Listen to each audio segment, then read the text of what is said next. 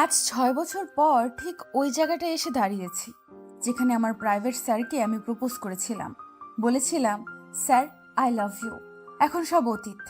আমি মাঝে মধ্যে এখানে এসে দাঁড়াই, মনটা হালকা হয়, বুকের ওপর থেকে একটা চাপ কমে যায়, যেন আমার প্রিয় মানুষের ঘ্রাণ এই বাতাসের সঙ্গে মিশে আছে।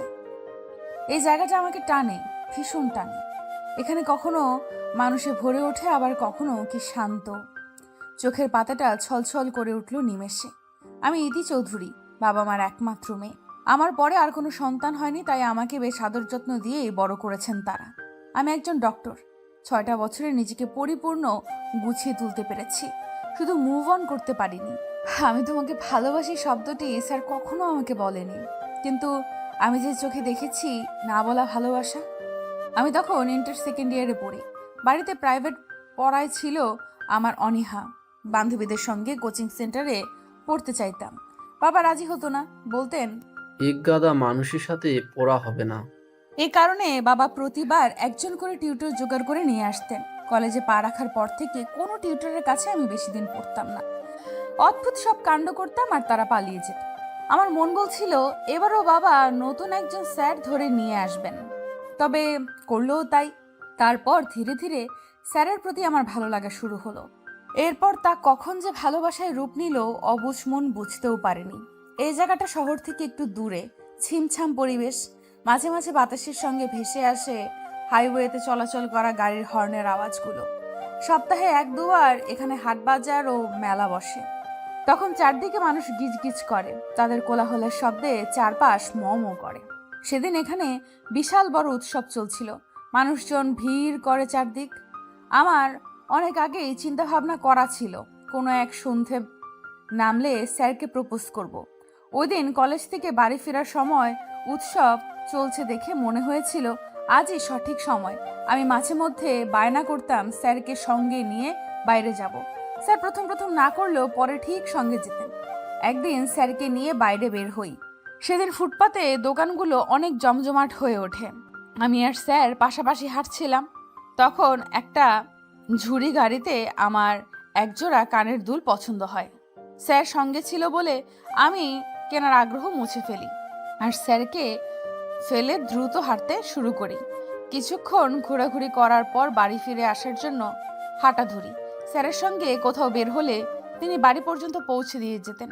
কখনো আসতে না করলেও উনি বলতেন এটা নাকি ওনার দায়িত্ব। বাড়ির গেটের কাছাকাছি এসে স্যারকে বিদায় দিতে যাব, তখন স্যার পিছু ডাকলেন। আমি ঘুরে চোখে চোখ রাখতেই স্যার ইশারায় কাছে ডাকলেন। আমি হেঁটে এসে সামনে দাঁড়িয়ে গেলাম। তখন স্যার বললেন, তোমার হাতটা পাতো। হাত কেন? দাও বলছি। আমার ডান হাতটা রাখলাম। স্যার ওর শার্টের পকেট থেকে কি যেন বের করে আমার হাতের তালুতে রাখলো। আমি জিজ্ঞাসু দৃষ্টিতে তাকিয়ে স্যার বললেন, রুমে গিয়ে দেখো, এখন যাও। আমি রুমে আসলাম। বিছানার উপর বসে কাগজের প্যাকেটটা খুলতে লাগলাম। উত্তেজনায় তীর তীর করে বাড়ছে। স্যার প্রথমবার কোনো গিফট দিল আমাকে। হাত পা কেমন শিরশির করছে, অবশ হয়ে যাচ্ছে যেন। কাগজে পেঁচানো আমার পছন্দ করা ঝুমকোটা, যেটা আমি কিছুক্ষণ আগেই পছন্দ করেছিলাম। স্যার সেটা লক্ষ্য করেছিল।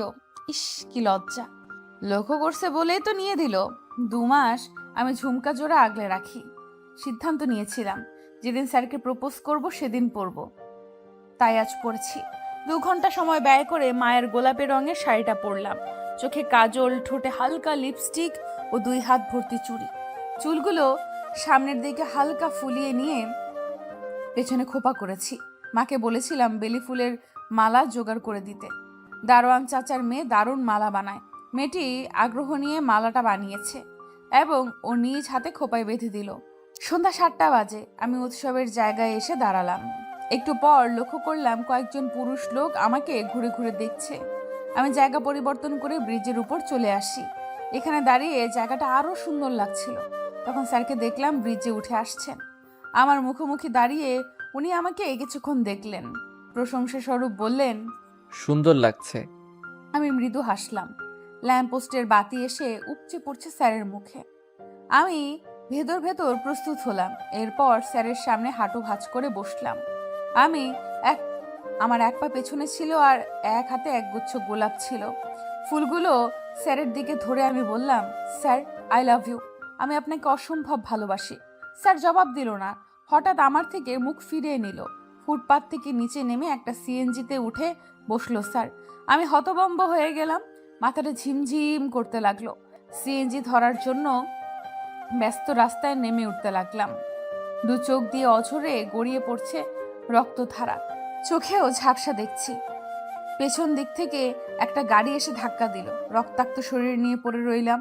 আমার শরীর থেকে রক্ত বের হয়ে পথ ভিজে যাচ্ছে। আমার চোখ আস্তে আস্তে বন্ধ হয়ে যাচ্ছে। সিএনজি চোখের আড়ালে অনেক দূরে চলে গেল। আমার জ্ঞান ফিরল হঠাৎ। চোখ খুলে নিজেকে হাসপাতালে পাই। আমি চোখ খুলেছি দেখে নার্স ছুটে বেরিয়ে গেল। এরপর সঙ্গে ডাক্তারকে নিয়ে আসলো। ডাক্তার আমাকে দেখছেন। এরই মধ্যে বাবা ও মা আইসিইউতে আসলো। ডাক্তার হাসি মুখে বললেন, ইতি এখন সুস্থ। ওর কামব্যাক সত্যি অপ্রত্যাশিত। চমৎকার না হলেও এমন হয় না। এই টাইপের রোগী বছরের পর বছর চলে যায়, তবুও তারা কামব্যাক করতে পারে না।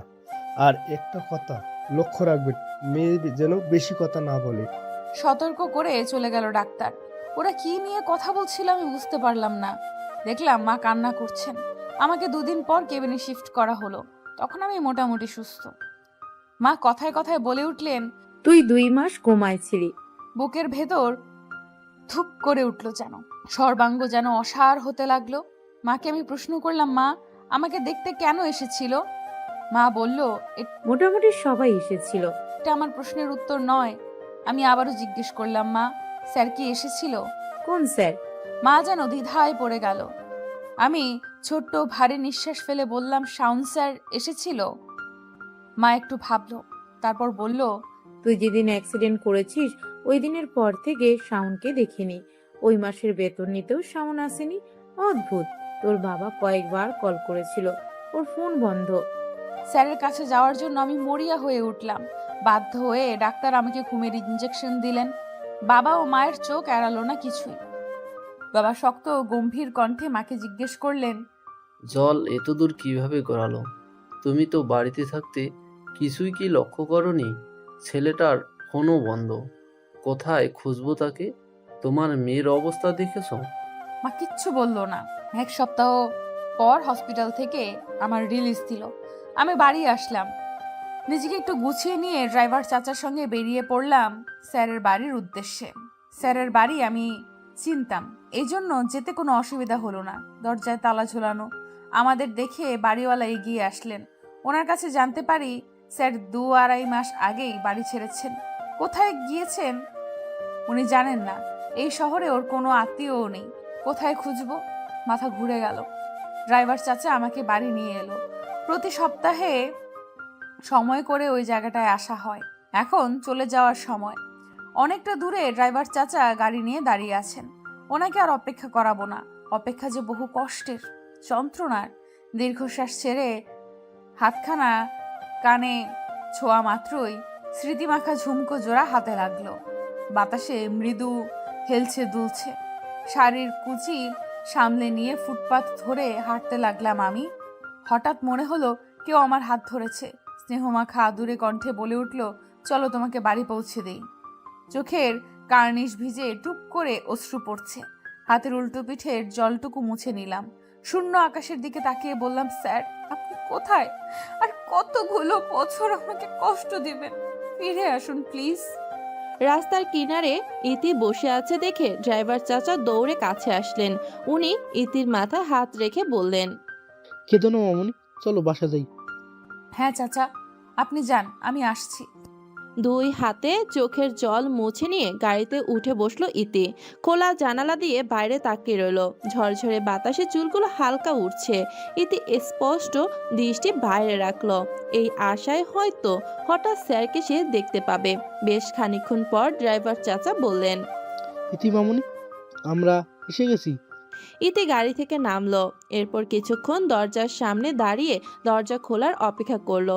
বাড়িতে প্রবেশ করে সে নিজের রুমের দিকে এগিয়ে গেল। নাসিমা ডাকলেন, তবুও দাঁড়ালো না ইতি। এখন মায়ের মুখোমুখি হলে তিনি বুঝে যাবেন ও কান্না করেছে। ইতি বাথরুম থেকে স্নান করে দীর্ঘ সময় পর বের হলো, দেখলো বিছানার উপর নাসিমা বসে আছে। ইতি বলল, আম্মু, তুমি কখন এলে? তুমি যখন আমাকে উপেক্ষা করে রুমে ঢুকছিলে। মানে তুমি দীর্ঘ 30 মিনিট ধরে ঘরে বসে আছো? হুম। বলেই থামলো নাসিমা। এরপর বললেন, তাড়াতাড়ি নিচে খেতে আসো। তিনি আর কিছু জিজ্ঞেস করলো না, চলে গেল। ইতি বাধ্য মেয়ের মতন খাবার টেবিলে এসে বসলো। ইফাত শিকদারের বয়স বাড়ছে, সময়ের সাথে সাথে ওনাকে চশমা নিতে হয়েছে। এখন চশমা ছাড়া সবই ঝাপসা দেখেন। ইফাত জিজ্ঞেস করলেন, মামনি, তোমার দিনকাল কেমন চলছে? আলহামদুলিল্লাহ, ভালো। আব্বু? তোমাকে একটা কথা বলতে চাই। কি কথা? আমরা তোমার জন্য একটা ছেলে দেখেছি। তুমি কাল একবার ছেলেটার সাথে দেখা করো। আব্বু, অসম্ভব, আমার সময় হবে না।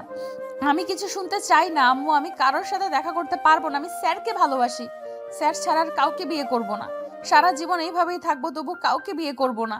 তবুও আমার বিয়ে নিয়ে যদি তোমরা আবারও কথা বলো, আমি বাড়ি ছেড়ে চলে যাব। ইতি খাবার রেখে চলে গেল। নাসিমা বললেন, মেয়েটা না খেয়ে চলে গেল। ইফাত উত্তেজিত ও রাগী কণ্ঠে বললেন, আমি কি ভুল কিছু বলছি নাসিমা?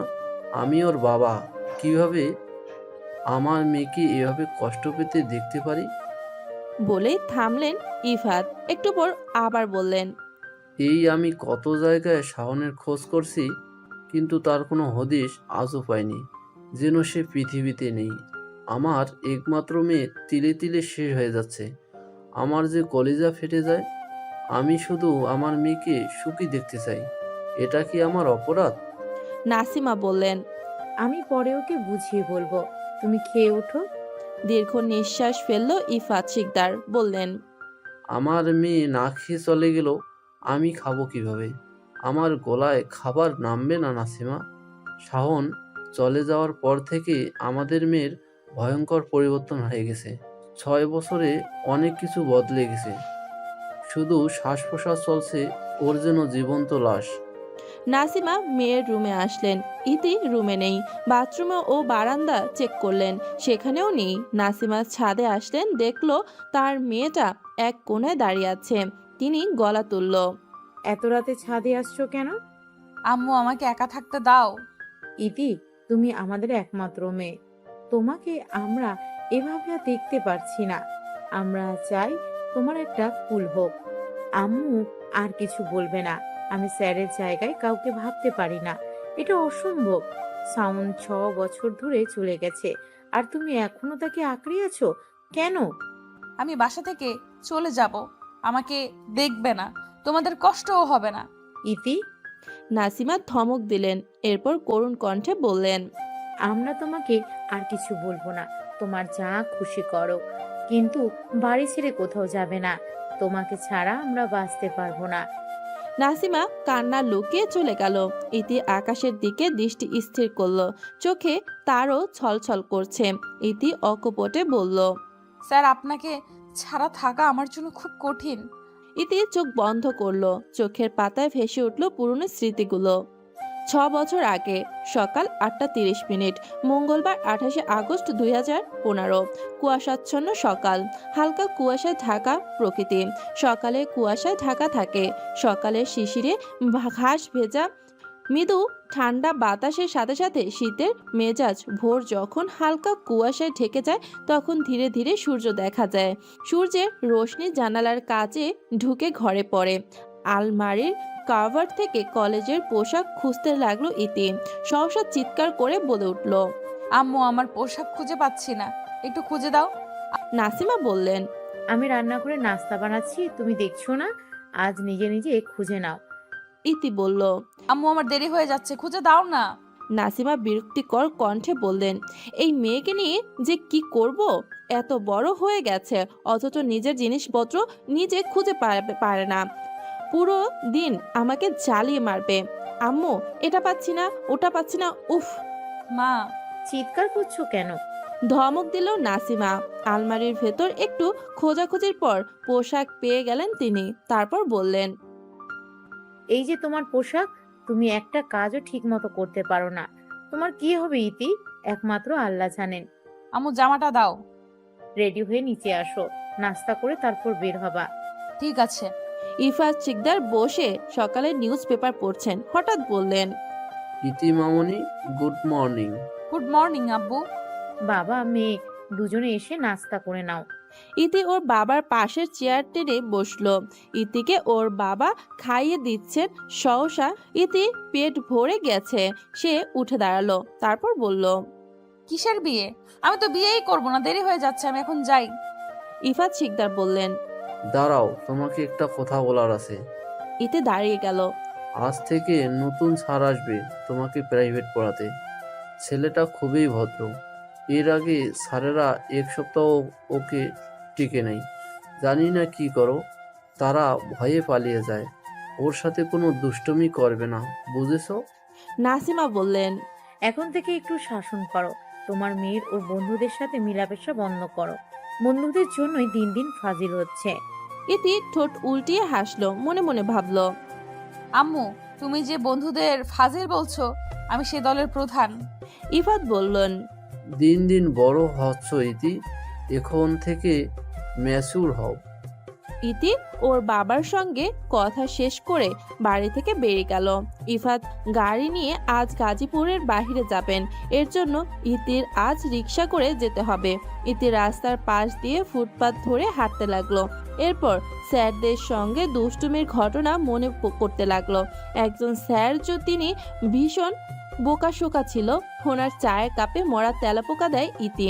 উনি চা খেতে যাবেন, তখন তেলাপোকা দেখে ছিটকে দূরে সরে যান। তখন ইতি লোকটাকে ভয় দেখিয়ে বলে চলে যাওয়ার জন্য। যদি না যায় তাহলে আরো ভয়াবহ কিছু করবে। লোকটা সেদিন যে গেল আর পড়াতে আসেনি। এরপর অন্য আরেক স্যারকে নির্ঝর রাস্তায় বন্ধুদের নিয়ে শাসিয়েছিল। লোকটা দুদিন পড়িয়ে তারপর বিদায় হয়। এরপর 2 মাস পার হয়ে গেল। বাবা আবার নতুন স্যার নিয়ে আসছে। ইতি ভাবতে লাগলো সে এই স্যারকেও কিভাবে তাড়াবে। রাস্তার মোড়ে এসে রিক্সার জন্য দাঁড়িয়ে গেল ইতি। বেশ কিছু রিক্সা ছুটে যাচ্ছে, খালি রিক্সা নাই বলেই চলে। কিছুক্ষণের অপেক্ষা করার পর একটা খালি রিক্সা পাওয়া গেল। ইতি উচ্চকিত গলায় ডাকলো, আঙ্কেল যাবেন? ইতি ঠিক বাপ পাশে দাঁড়ালো এক ছেলে। বলল, ওই মামা যাবা? ইতির সামনে রিক্সাটা দাঁড় করিয়ে রিক্সাওয়ালা জিজ্ঞেস করলেন, আপনারা কই যাইবেন? ইতি বলল, আমি শাহিন কলেজে যাব। ছেলেটা বলল। 4 নাম্বার গেট যাব। রিক্সাওয়ালা জিজ্ঞেস করলেন, আপনারা দুইজন দুই জায়গায় যাইবেন, আমি একজন নিয়ে যাইতে পারুম। কে যাইবেন? ইতি বলল। আমি আপনাকে আগে রাখছি, এই জন্য আমি যাব। সে কোমল স্বরে বলল, আমিও ডেকেছিলাম, তাই আমি যাব। আপনি প্লিজ অন্য রিক্সা করে যান। আমার চাকরির ইন্টারভিউ আছে। আমি সময় মতো পৌঁছাতে না পারলে চাকরিটা পাবো না। ইতি বলল, আমারও কলেজ যেতে দেরি হচ্ছে, তাই এই রিক্সায় আমি যাব, আপনি অন্য রিক্সা খুঁজুন। দেখুন প্লিজ। আমি যাব। গতকাল রাতে বৃষ্টি হয়েছিল। রাস্তার কিনারায় পানি জমে আছে। ঝগড়ার এক পর্যায়ে ইতি লোকটাকে ধাক্কা দিয়ে ফেলে রিক্সায় উঠে বসলো। তারপর বলল, আপনি তাড়াতাড়ি চলুন। সাদা রঙের টি শার্ট কাদা পানিতে ভিজে গেছে। এই অবস্থায় চাকরির জন্য ইন্টারভিউ দিতে সে যেতে পারবে না। মাটির উপর থেকে ফাইলটা নিয়ে উঠে দাঁড়ালো। মেয়েটির কাজে সে ভীষণ বিরক্ত। রাগ ও ক্ষোভ চোয়াল শক্ত করলো। রিক্সাওয়ালা বললেন, মা, তুমি কিন্তু কাজটা ঠিক করো নাই। ছেলেটা আর চাকরির লাইগা যাইতে পারবো না। আমার কিছু করার ছিল না আঙ্কেল, ক্লাসে সময় মতো না পৌঁছালে স্যার বাইরে দাঁড় করিয়ে রাখবেন। ইতি রিক্সার ভাড়া মিটিয়ে চলে গেল। ক্লাস শুরু হয়েছে। ইতিকে ক্লাসে প্রবেশ করার অনুমতি স্যার দিল না। ক্লাস শেষ না হওয়া পর্যন্ত সে বাইরে দাঁড়িয়ে থাকলো। দ্বিতীয় ক্লাসে প্রবেশ করে। 2টো ক্লাস শেষ হলো। ইতির বন্ধুরা তাকে ঘিরে বসলো। তারপর মিম জিজ্ঞেস করলো, কি রে, কি হয়েছে? কথা বলছিস না কেন? 2টো ক্লাসে চুপ ছিলি। ইতি ওদের সাথে বিষয়টি শেয়ার করলো। ওরা হেসে লুটিয়ে পড়েছে। আবরু বলল, এরকম ঘটনা এই প্রথম না, এর আগে এমন বহুত কাজ করছিস। মুন্নি বলল, ছেলেটার সাথে এমন করা উচিত হয়নি। সে তো বলেছিল তার চাকরির ইন্টারভিউ আছে। নিশ্চিত এমন ময়লা শরীরে ইন্টারভিউ দিতে যেতে পারেনি। রুবেল বলল, যা হওয়ার হয়ে গিয়েছে, এখন সেসব নিয়ে মাথা ঘামালে কি সব সলভ হয়ে যাবে? আচ্ছা, এসব এখন বাদ দে, চল ফুচকা খেতে যাই, আর সব বিল তানিম দিবে। তানিম আটকে উঠল। আমি কেন দিব? রুবেল বলল, তুই দিবি, কারণ গতবার আমি দিয়েছিলাম। আবরু ইতির গা ঘেঁষে বসলো, তারপর জিজ্ঞেস করলো, ছেলেটা দেখতে কেমন? ইতি একটু ভাবলো, বলল, আমি তার যথেষ্ট কাছাকাছি ছিলাম, তাই তাকে ভালো মতো দেখতে পেয়েছি। তার শরীরের গঠন অনেক ভালো, বেশি বহুল ছিল না, পাতলা ও লম্বা। আর সবচেয়ে বৈশিষ্ট্য ছিল তার চোখ আমার মনে হয়েছিল দেখতে বাঘের মতো। সে ব্যক্তিগতভাবে অত্যন্ত সুদর্শন আর খুব সুন্দর ছিল। তার ত্বক ফরেনারের মতো পরিষ্কার এবং সে আমার সঙ্গে কথা বলার সময় মাথা নিচু করেই কথা বলছিল। বোধহয় মেয়েদের সঙ্গে কথা বলতে লজ্জা পায়। মিম বলল, তোকে শুধু জিজ্ঞেস করা হয়েছে ছেলেটা দেখতে কেমন, তুই পুরো ডিটেলসে সব বলছিস। ইতি বাকরুদ্ধ। মুন্নি বলল, এসব স্যার, বিকেলে ফুচকা খেতে যাবি? ইতি বলল, আমার যাওয়া হবে না। এক নিঃশ্বাসে ইতি বলল, আমাকে পড়ানোর জন্য আজকে নতুন স্যার আসবেন। ওরা অবাক হলো, অস্পষ্ট স্বরে জিজ্ঞেস করলো। আবার রুবেল জিজ্ঞেস করলো, এই সারের সঙ্গে কি করবি? ইতি বলল, ভাবছি। কলেজ গেটের সামনে গাড়ি নিয়ে অপেক্ষা করছেন আব্দুল মিয়া। ইতি বের হতে সে এগিয়ে এলো। ইতি জিজ্ঞেস করলো, চাচা আব্বুর সাথে যাওনি?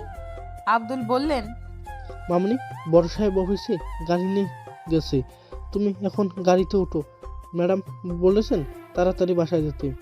ইতি গাড়িতে বসলো। আব্দুল গাড়ি চালাচ্ছিল, এর মাঝে একবার জিজ্ঞেস করলেন, আজ কলেজে আসতে তোমার কোনো সমস্যা হয়নি তো? কোনো সমস্যা হয়নি চাচা। আব্দুল আর কিছু বলল না, নিঃশব্দে গাড়ি চালাতে লাগলেন। সদর দরজা খোলা। ইতি চুপচাপ ভেতরে চলে গেল। নাসিমা রান্নাঘরে কিছু কাজ করছে। ইতি হঠাৎ পেছন থেকে চিৎকার করে উঠল। হৌ! নাসিমা অবাক, মা ভয় পেয়েছে দেখে ইতি হেসে উঠল।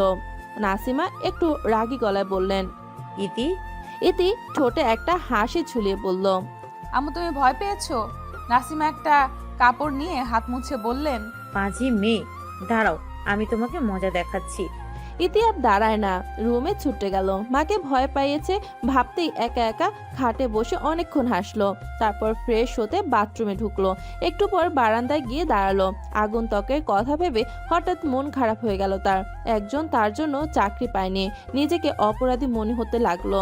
ছেলেটির সাথে আবার দেখা হলে ক্ষমা চাওয়ার সিদ্ধান্ত নিয়েছে ইতি। হঠাৎ দরজায় টোকা পড়ল। কাজের মহিলা খালেদা দাঁড়িয়ে আছে।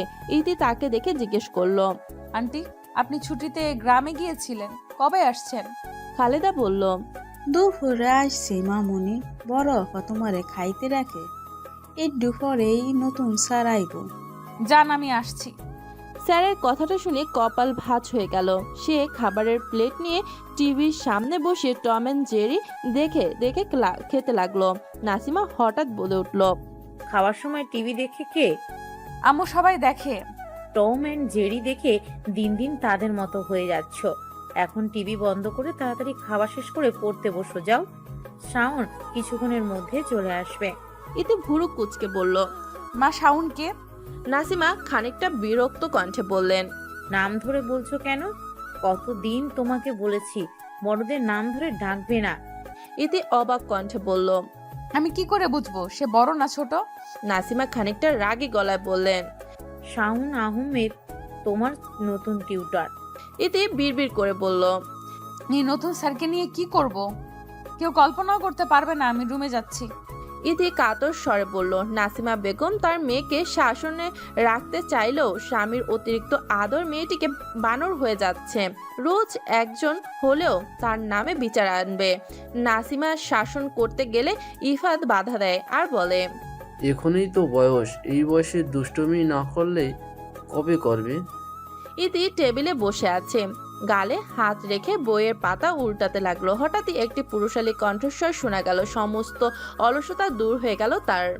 আসসালামু আলাইকুম। ইতি বইটা বন্ধ করে বলল, ওয়ালাইকুম। পুরুষ লোকটার মুখ দেখা মাত্র ইতি চেয়ার ছেড়ে উঠে দাঁড়ালো।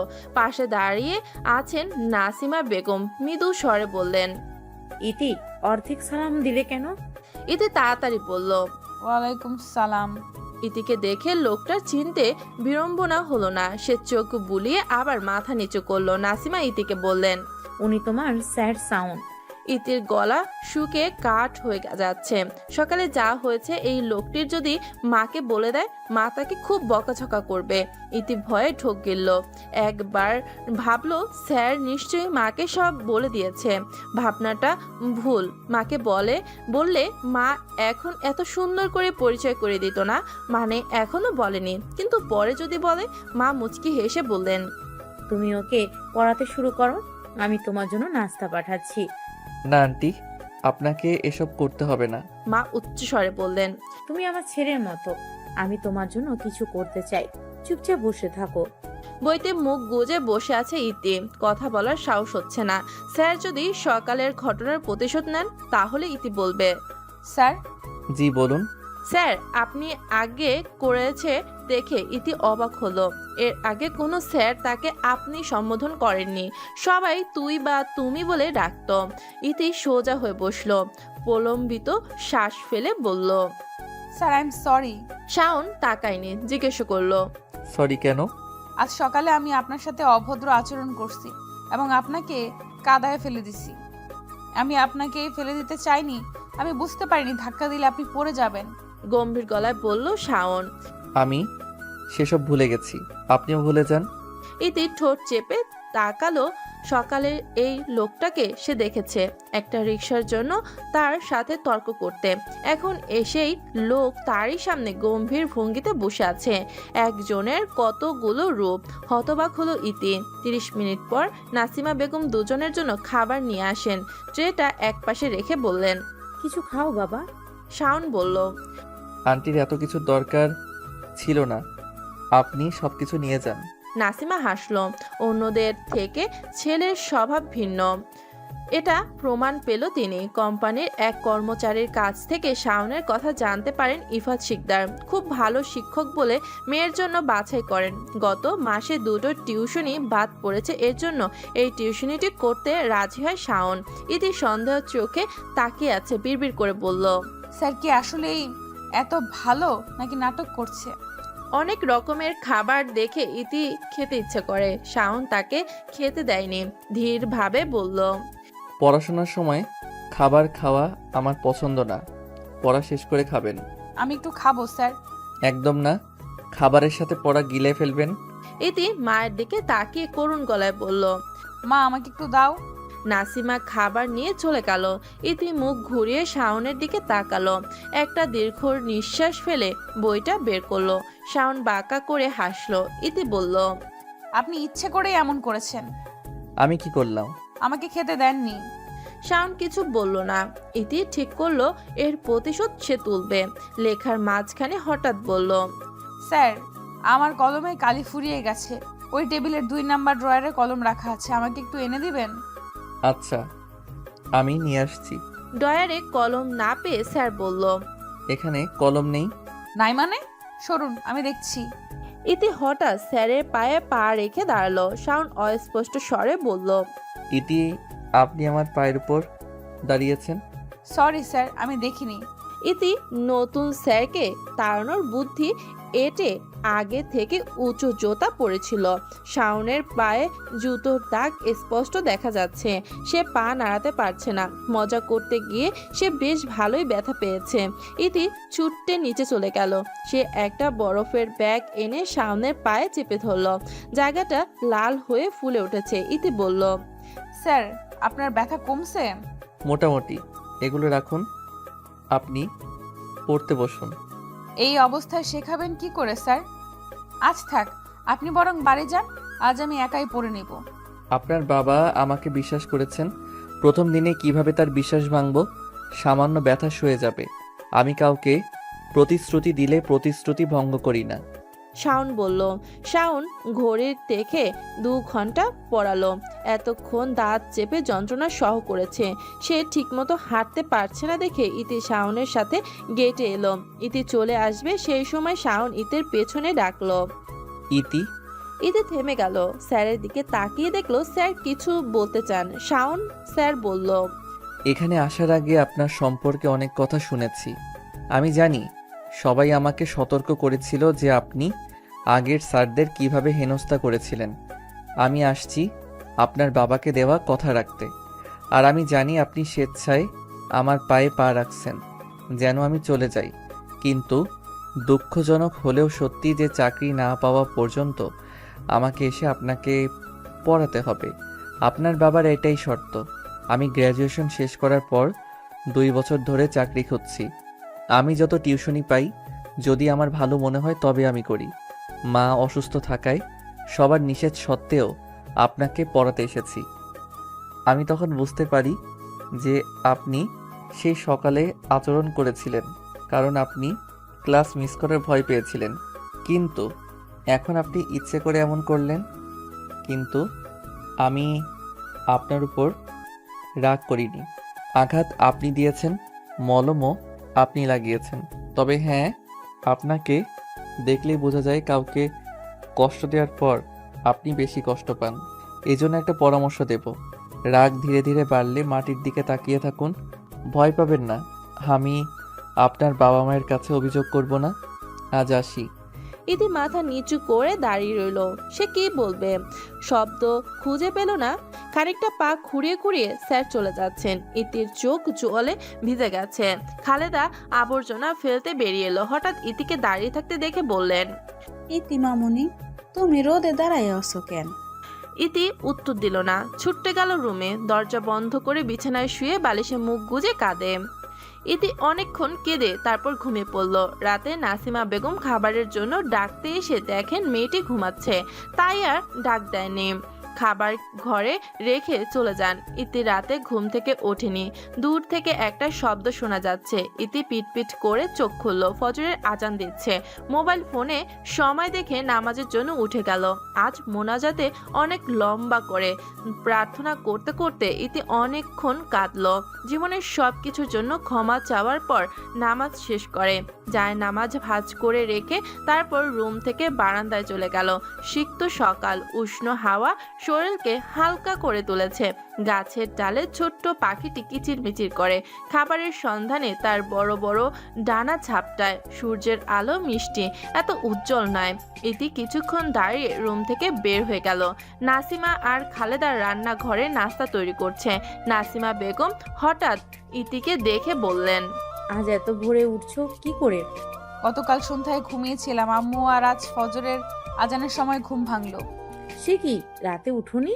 না। রাতে তোমার ঘরে খাবার রেখে এসেছিলাম, সম্ভবত সেটাও খাওনি। আম্মু, তুমি আবার কখন খাবার রেখে এসেছো? তখন তুমি ঘুমাচ্ছ। এতির মনটা আজ খুব ভালো। সে হেসে মায়ের কাছে গিয়ে বলল, আম্মু, আমি তোমাকে রান্না করতে সাহায্য করতে চাই। নাসিমা বেশম খেলো যেন, হতবম্ব কণ্ঠে বললেন, আর সূর্য কোন দিক থেকে উঠেছে? নাসিমা মৃদু হাসলো। তারপর ইতির মাথায় হাত বুলিয়ে বলল, তোমাকে কিছু করতে হবে না, তুমি রুমে গিয়ে পড়তে বসো। ইতি গেল না। সে পেঁয়াজ কাটতে এগিয়ে গেল। খালেদা বললেন, মামুনি, আমারে দাও। আমি পারবো। ইতি পেঁয়াজ কাটতে লাগলো। চোখ জ্বালা পোড়া করে টপ টপ করে অশ্রু পড়ছে। ইতির চোখে হাত ছুঁয়ে বলল, আম্মু, চোখ জ্বলছে। নাসিমা বললেন, তাড়াতাড়ি চোখে পানি দাও। জোরে হেসে বললেন খালেদা। তারপর বললেন, সকলে পেঁয়াজ কাটতে পারে না মামুনি, আমি আগেই কইছিলাম আমারে দিতে। ইফাত শিকদার ড্রয়িং রুমে বসে খবর পড়ছেন। হঠাৎ নাসির শব্দ শুনে রান্নাঘরের দিকে এগিয়ে গেল। ইতির অবস্থা দেখে আন্দাজ করলেন এখানে কি হয়েছে। ইফাত শিকদার কড়া গলায় বললেন, আমার মেয়ে কাঁদছে আর তুমি হাসছো। বলেই থামলেন। তারপর ইতির কাছে গিয়ে বলল, মামুনি, ছুরি রাখো, তোমাকে এসব করতে কে বলেছে? খালেদা বললেন, স্যার, আমরা কই নাই, ইতি মামুনি আমগো হেল্প করতে আইছে। ইফাত শিকদার বললেন, আহা খালেদা, ওটা হেল্প হবে না, বলুন হেল্প। খালেদা কিছুক্ষণ চুপ করে থাকেন। তারপর বললেন, খালি। ইতি হঠাৎ করে হেসে উঠল। নাসিমা বললেন, তোমার মেয়ের হঠাৎ রান্নার প্রতি আগ্রহ তৈরি হয়েছে। ইতি রাতে জানে না মেয়েরা প্রথমবার রান্না শেখে মায়ের কাছ থেকে। তার মেয়ের বেলায় না হয় উল্টোই হলো। ইফাত শিকদার ইতিকে রান্না শেখানোর সিদ্ধান্ত নেন। সে একটু থেমে বললেন, তোমরা রান্নাঘর থেকে বের হও, আমি আর আমার মেয়ে আজ নাস্তা বানাবো। নাসিমা হেসে চলে গেল। ড্রয়িং রুমের সোফায় বসলেন, টিভি অন করে মুভি দেখতে লাগলো। খালেদা খুবই চিন্তিত। রান্নাঘরে নোংরা হলে তাকে পরিষ্কার করতে হবে। খালেদা বললেন, আপা আমি রান্নাঘরে গিয়া দেখতে আহি হেরা কি করে। নাসিমা বললেন, চিন্তা করো না, তোমার স্যার দেশি বিদেশি সব খাবারই ভালো রান্না করতে পারেন, সে সব সামলে নেবেন। আমরা পালিয়ে বিয়ে করি কারণ আমাদের পরিবার আমাদের প্রেম মেনে নেয়নি। পরিবারের কেউ আমাদের ঘরে ঢুকতে দেওয়া হয়নি। এরপর আমরা আসি গাজীপুর শহরে। তোমার স্যার কঠোর পরিশ্রম করে আজ একটি কোম্পানির মালিক হয়েছেন। আমার বিয়ের 5 বছর পর ইতির জন্ম হয়। ওকে পেটে নিয়ে আমি কিছু করতে পারতাম না। রান্নাঘর ও বাড়ির সব কাজ নিজ হাতে করতেন। আল্লাহ আমাকে তার মতো স্বামী দিয়েছেন। আল্লাহর কাছে অনেক ধন্যবাদ। খালেদা চোখে জল। নাসিমা এখন বললেন, এই বিষয়ে ইতি কিছুই জানে না। আর সে জানে না যে তার নানা বাড়ি আছে, দাদার বাড়ি আছে। ডাইনিং টেবিলে সব আইটেম গুছিয়ে রাখলো ইতি। তারপর উচ্চ স্বরে বলল, আম্মু খেতে আসো। ক্যাম্পাসে বসে বাদামের খোসা ছাড়াচ্ছে ইতি। নাইম বলল, ইতি তুই গতকাল অনেক কিছু মিস করছিস। ইতি তাকালো, বলল, লাইক? চৌর রোডে বিশাল মেলা বসেছিল, সন্ধ্যার পর আমরা সবাই যাই, শুধু তুই আর তানিম বাদে। ইতি বলল, আগামী সপ্তাহে যাব। রুবেল হঠাৎ জিজ্ঞেস করলো, তোমার টিউটরের খবর কি? ইতি হতাশ গলায় বলল, যে ছেলেটাকে গতকাল ধাক্কা দিয়েছি, আমার জন্য কাজের ইন্টারভিউ দিতে পারেনি, সেই আমার নতুন স্যার। ওরা হতবাক। মুন্নি ঝাপসা করে বলল, কি? তানিম জিজ্ঞেস করলো, তোকে কিছু বলেনি? না। আশ্চর্য, তোর জন্য যার ক্ষতি হয়েছে কিন্তু তিনি তোকে কিছুই বলেননি। আফরু বলল, স্যার সে কি এখনো আছে নাকি পালিয়ে গেছে? হ্যাঁ আছে, চাকরি না হওয়া পর্যন্ত পড়াতে আসবেন। কলেজ থেকে বাড়ি ফেরার পথে ইতি সেসব মানুষের সাথে দেখা করলো যাদের সে কষ্ট দিয়েছে। খুব লজ্জিত এবং দুষ্টুমির জন্য ক্ষমা চাইল। মুন্নি অবাক গলায় বলল, ইতি বদলে গেছে, সে আগের মতো নেই। তুই ঠিক বলেছিস, বলল রুবেল। ইতি এগিয়ে এলে নাইম জিজ্ঞেস করলো, তুই এত বদলে গেলে কি করে? বলল ইতি, কেউ একজন চোখে আঙুল দিয়ে ভুলগুলো তুলে ধরেছে। আমরা মজা করার জন্য অনেক কিছু করে মানুষকে কষ্ট দেই, যারা এসব ভোগে তাদের কথা ভাবি না। আব্দুল একটি রেস্টুরেন্টের সামনে গাড়ি থামালো। ইতি বন্ধুদের নিয়ে হালকা কিছু খাবার খাওয়ার জন্য ঢুকলো। আব্দুল তাদের সাথে টেবিলে বসে খাবার খেলো। ছোট্ট থেকে মেয়েটাকে বড় হতে দেখেছেন তিনি, জানেন ইতির মন খুব ভালো। দুষ্টু মেয়েটা হঠাৎ করে শান্ত হয়ে গেল। ইতি বসে বসে ফোনের দিকে তাকিয়ে আছে। মুন্নি বলল, বল তোর কি হয়েছে? ইতি জোরে নিঃশ্বাস ফেললো। তারপর কিছুক্ষণ একে অপরের মুখের দিকে তাকিয়ে থেকে সব বলল। রুবেল বলল, বাহ, সার আসতেই তোকে বদলে দিল, নিশ্চয়ই জাদু জানে। মুন্নি জিজ্ঞেস করলো, কি ধরনের জাদু? কথার জাদু। নাসিমা বেগম বাইরে খাবার পছন্দ করেন না। তিনি মনে করেন অন্যরা বাড়ির মতো যত্ন করে রান্না করেন না। তিনি ইতিকে প্রায় বাইরে খেতে নিষেধ করেন এবং ভেবে যে সেসব খাবার খাওয়া শরীরের জন্য ক্ষতিকর। আজ ইতি বাইরে ক্ষেত থেকে খেয়ে আসছে শুনে রাগান্বিত কণ্ঠে বললেন, তুমি বন্ধুদের নিয়ে বাসায় আসোনি কেন? আমি সবাইকে রান্না করে খাওয়াতাম। বাইরে খাবার শরীরের জন্য ভালো নয়, কবে বুঝবে? কিছুক্ষণ পর স্যার পড়াতে আসবেন, তাই নাসিমা বেগম বেশি চিৎকার করলেন না। এতে বইটা দিয়ে পড়ার চেষ্টা করলো। স্যার সালাম দিয়ে রুমে প্রবেশ করলেন। ইতি নিজেকে গুটিয়ে নিল। স্যার করুণ গলায় বলল, আই এম সরি, আমি একটু দেরি করে এসেছি, রাস্তার কাজ চলছে, অন্য রাস্তা দিয়ে ঘুরে আসতে হয়েছে। ইতি মাথা নিচু করে রইল। শাওন স্যার হঠাৎ করে বললেন, আজকে আপনার একজন স্যারের সঙ্গে দেখা হয়েছিল, তিনি আমাকে বলেছেন যে আপনি তার কাছে গিয়ে ক্ষমা চেয়েছেন। শুনে ভালো লাগলো। আমরা সবাই মানুষ, আমাদের কাউকে ছোট করা উচিত না। ইতি মুগ্ধ চোখে তাকিয়ে আছে স্যারের দিকে। শাওন ইতির দিকে তাকিয়ে দেখে যে সে তার দিকে তাকিয়ে আছে। হঠাৎ করে গলাটা কর্কশ হয়ে উঠল, আঙ্গুলে তুড়ি বাজিয়ে বলল, ইতি, আপনি আমার কথা শুনেছেন? হ্যাঁ স্যার। শাওন বলল, আমার দিকে না তাকিয়ে বাইরের দিকে তাকান। জি স্যার। শাওন ভুরুকুটি করল। আপনি তোতলা? ইতি চোখ বড় বড় করে মেলে বলল, হ্যাঁ। না, তাহলে তোতলাচ্ছেন কেন? আমি মোটো তোতলাইনি স্যার। ইতি একটু রাগ হলো। শাওন মৃদু হাসলো। এখন পড়ুন। নাসিমা বেগম খালেদাকে দিয়ে কফি পাঠান। দরজার সামনে থেকে খালেদা বললেন, স্যার আসমু? হ্যাঁ, আসুন। স্যার আপনার কফি। জি, রাখুন।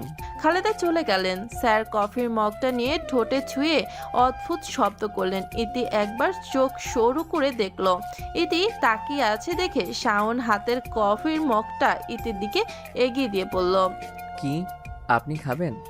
ইতি ঠোঁট উল্টে ফেললো। ওর রাগ লাগলো, বলল, কারোর মুখের খাবার খাই না। তাহলে বারবার তাকাবেন না, বদনজর লাগবে। ইতি রাগ ক্রমশ বাড়তে থাকে। সে বই বন্ধ করে স্যারের দিকে তাকালো। মনে মনে বলল, ইচ্ছে করছে এক ঘুষিতে 32টা দাঁত ফেলে দেই। নির্ঘাত ভালো হয়ে গেছি বলে কিছু করছি না। এক সপ্তাহ কেটে গেল। সবাই ইতির পরিবর্তন লক্ষ্য করছে। ইফাত শিকদার উচ্ছ্বসিত, ইতির শান্ত আচরণ তার পছন্দ হয়েছে। ইতি কলেজের উদ্দেশ্যে রওনা দিল। সে এখন সব সময় হাসি খুশি থাকে।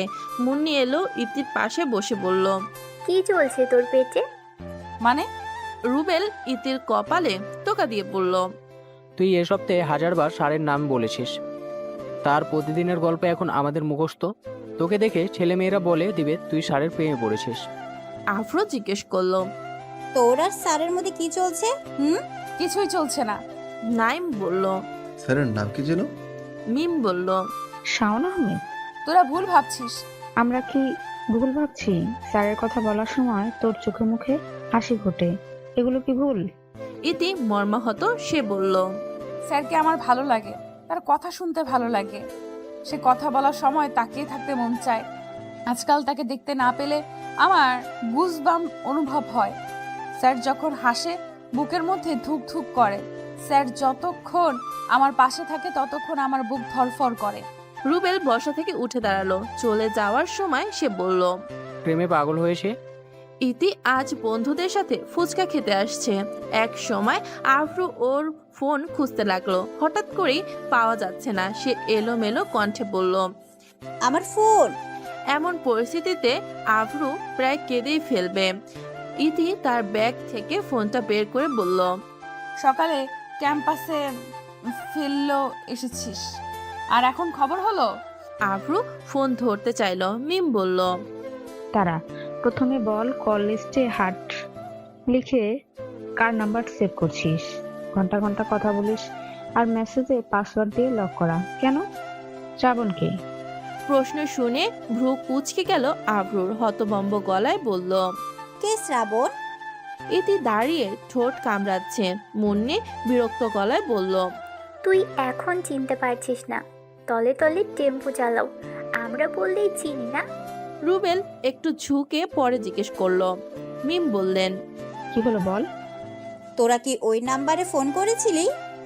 না, লোকটা করেছিল, তবে তিনি নিজের পরিচয় দিয়েছেন। আমরা তোর কাছ থেকে শুনতে চাই।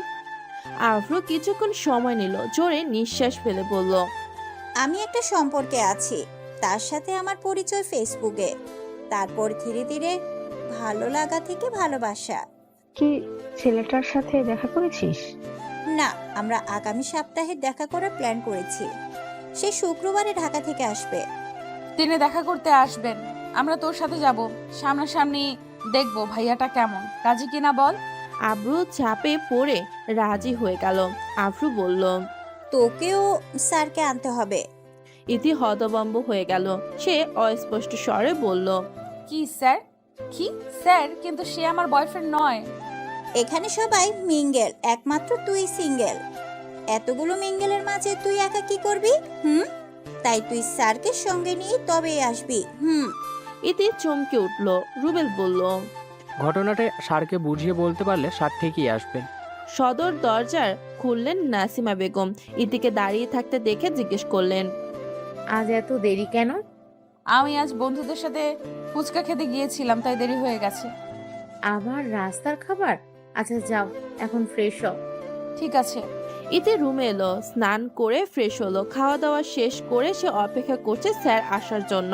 একটু পর শাওন স্যার এলেন। ইতির মন খারাপ দেখে জিজ্ঞাসা করলেন কি হয়েছে।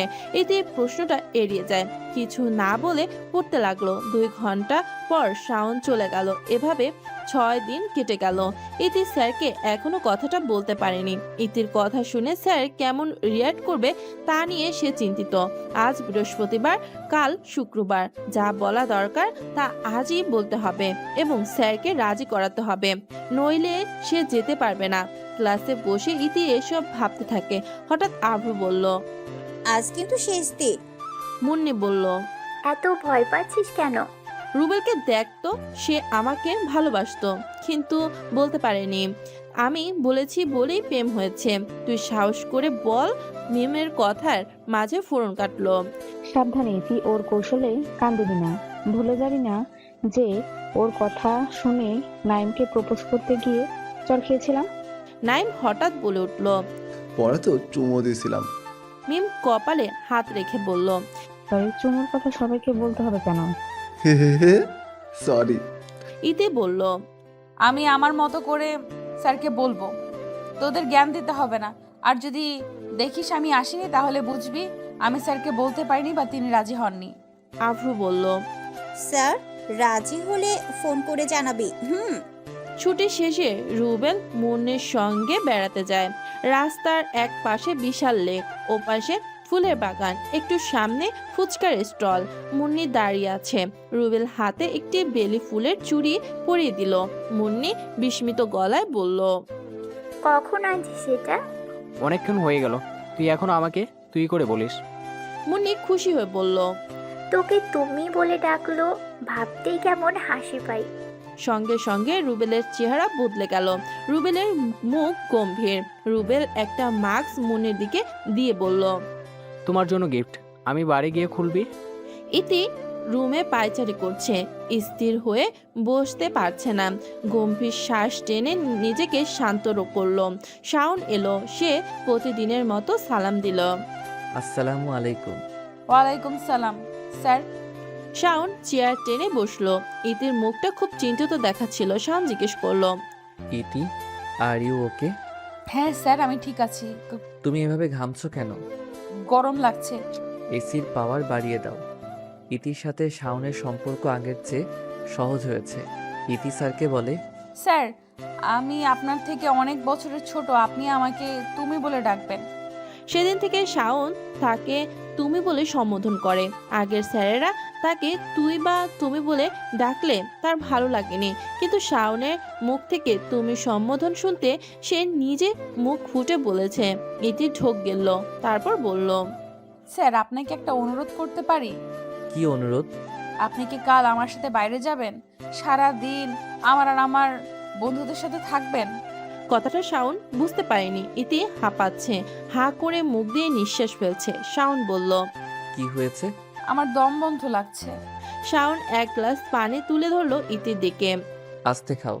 ইতি হাত থেকে গ্লাসটা টেবিলে রাখলো। শাওন বলল, এবার ডান হাত দিয়ে একটি নাসারন্ধ্র ধরে অন্যটি দিয়ে শ্বাস নাও, আর হাত পরিবর্তন করে বাম হাতে নাক চেপে ধরে শ্বাস ছাড়ো। ইতি একটা দীর্ঘ নিঃশ্বাস ফেললো। একটু শান্ত শাওন বলল, এখন বলো। ইতি কিছুক্ষণ পর উত্তর দিল, স্যার কলেজে ট্রুথ এবং ডেয়ার খেলায় আমি ডেয়ার নেই, বন্ধুরা আমাকে দিয়েছে। আমরা কাল ঘুরতে যাব, তো ওরা বলেছে আপনাকে আমার সাথে নিয়ে যাওয়ার জন্য। এটাই ডেয়ার, আমি যদি না পারি তাহলে আমার ঘুরতে যাওয়া হবে না। আর আপনি তো আমার সাথে যাবেন না, তাই আমার যাওয়া হবে না, আমি হেরে যাব। শাওন গম্ভীর ভঙ্গিতে বলল, কখন যাবে? আমি কিন্তু বেশি দিন থাকতে পারবো না। মাকে পরীক্ষার জন্য হাসপাতালে নিয়ে যেতে সন্ধ্যার আগে ফিরতে হবে। ইতির চোখ চকচক করে উঠল। শাওন স্যার বলল, আমি নিশ্চিত নই তোমরা কোথায় যাবে।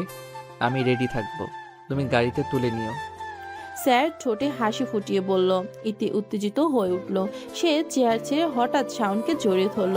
শাওন হতবাক। ইতি তাৎক্ষণিক সরে গেল। দ্বিধাগ্রস্ত কণ্ঠে বলল, সরি স্যার, ভুল হয়ে গেছে। শাওন চেয়ারে ছেড়ে উঠে দাঁড়ালো, তারপর চলে গেল। ইতির ভয় করছে শাওন কিছু না বলে চলে যায়। রাতেই প্ল্যান হয়ে গেছে কে কি পরবে। মেয়েরা শাড়ি আর ছেলেরা পাঞ্জাবি। ইতি ওর মায়ের একটা শাড়ি নিয়ে বসে আছে। ইউটিউবে অনেক ভিডিও দেখে শিখে নিল কিভাবে শাড়ি পরতে হয়। নাসিমা বেগম এসে শাড়ির কুচি আঁচল ঠিক করলেন। মেয়েকে শাড়িতে দেখে চোখ সরাতে পারছেন না।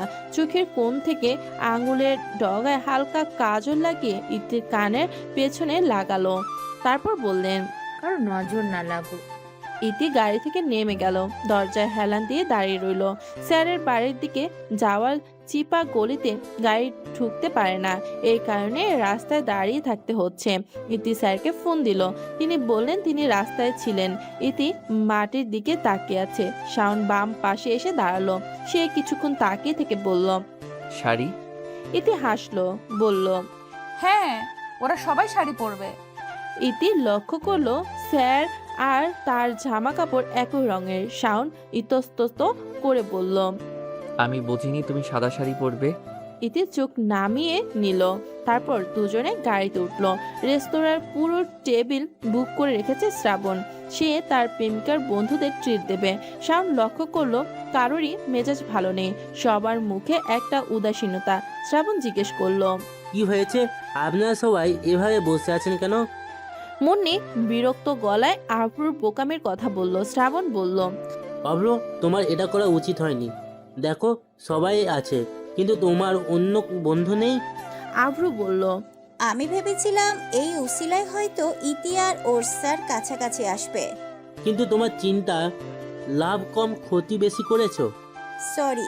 রুবেল বলল। ইতি থাকলে মজা হতো। শ্রাবণ সবার পছন্দের খাবারের অর্ডার দিল। আফরু এখনো বলেনি সে কি খাবে। শ্রাবণ নিচু গলায় বলল, ম্যাডাম কিছু বলবেন নাকি চুপ করে থাকবেন? আমার ভালো লাগছে না। শ্রাবণ গেটের দিকে তাকিয়ে দেখে দুজন কাপল গেট দিয়ে ঢুকছে। ওদের সেম পোশাক দেখে শ্রাবণ ধরে নিল ওরা কাপল। শ্রাবণ বলল, ওই কাবালটাকে দেখো, একসাথে কত সুন্দর লাগছে। শ্রাবণের দৃষ্টি অনুসরণ করে তারা গেটের দিকে তাকিয়ে চমকে উঠল। মুন্নি বলল, ইতি? ছেলেটা কে সাথে? মিম বলল। নাইম ভারী গলায় বলল, এমন সুদর্শন ছেলেও ভাড়া করেনি তো? রুবেল ধমক দিয়ে বলল, কি বাজে কথা, তিনি সম্ভবত ইতির সার। আফরু শ্রাবণের উদ্দেশ্যে বলল, ওরা কাপাল না? কাপড় না, ওইটাই ইতি আর তার সাথে। ইতি টেবিলের কাছে এসে দাঁড়ালো। হাসি মুখে তাদের সঙ্গে স্যারের পরিচয় করে দিল। পরিচিত হয়ে খুশি হলো। আফরু কর্কশ কণ্ঠে বলল, তুই আসবি কাল, আমাকে কল করিসনি কেন? ইতি হাসলো, বলল, সারপ্রাইজ দিব বলে। আমি যদি আগে ফোন করে বলতাম তাহলে এমন অবাক হতি না। আফরু চোখ সরু করে বলল, তোকে পরে বোঝাবো। ওটার খাবার দিয়ে টেবিল ভরে দিল। নাইম তার খাবার বাদ রেখে মিনকে খাই দিচ্ছে। রুবেলও তাই করলো। শ্রাবণ আফরুর দিকে তাকিয়ে হাসছে। ইতি সামনের দিকে ঝুঁকে পড়লো। সে ফিসফিস করে বলল, স্যার, ও স্যার, হ্যাঁ বলো। আমি কি আপনাকে খাওয়াবো? শাওন চোখ বড় বড় করে তাকিয়ে আছে। স্যার একটু। না। কেন? ওরা তো দিচ্ছে।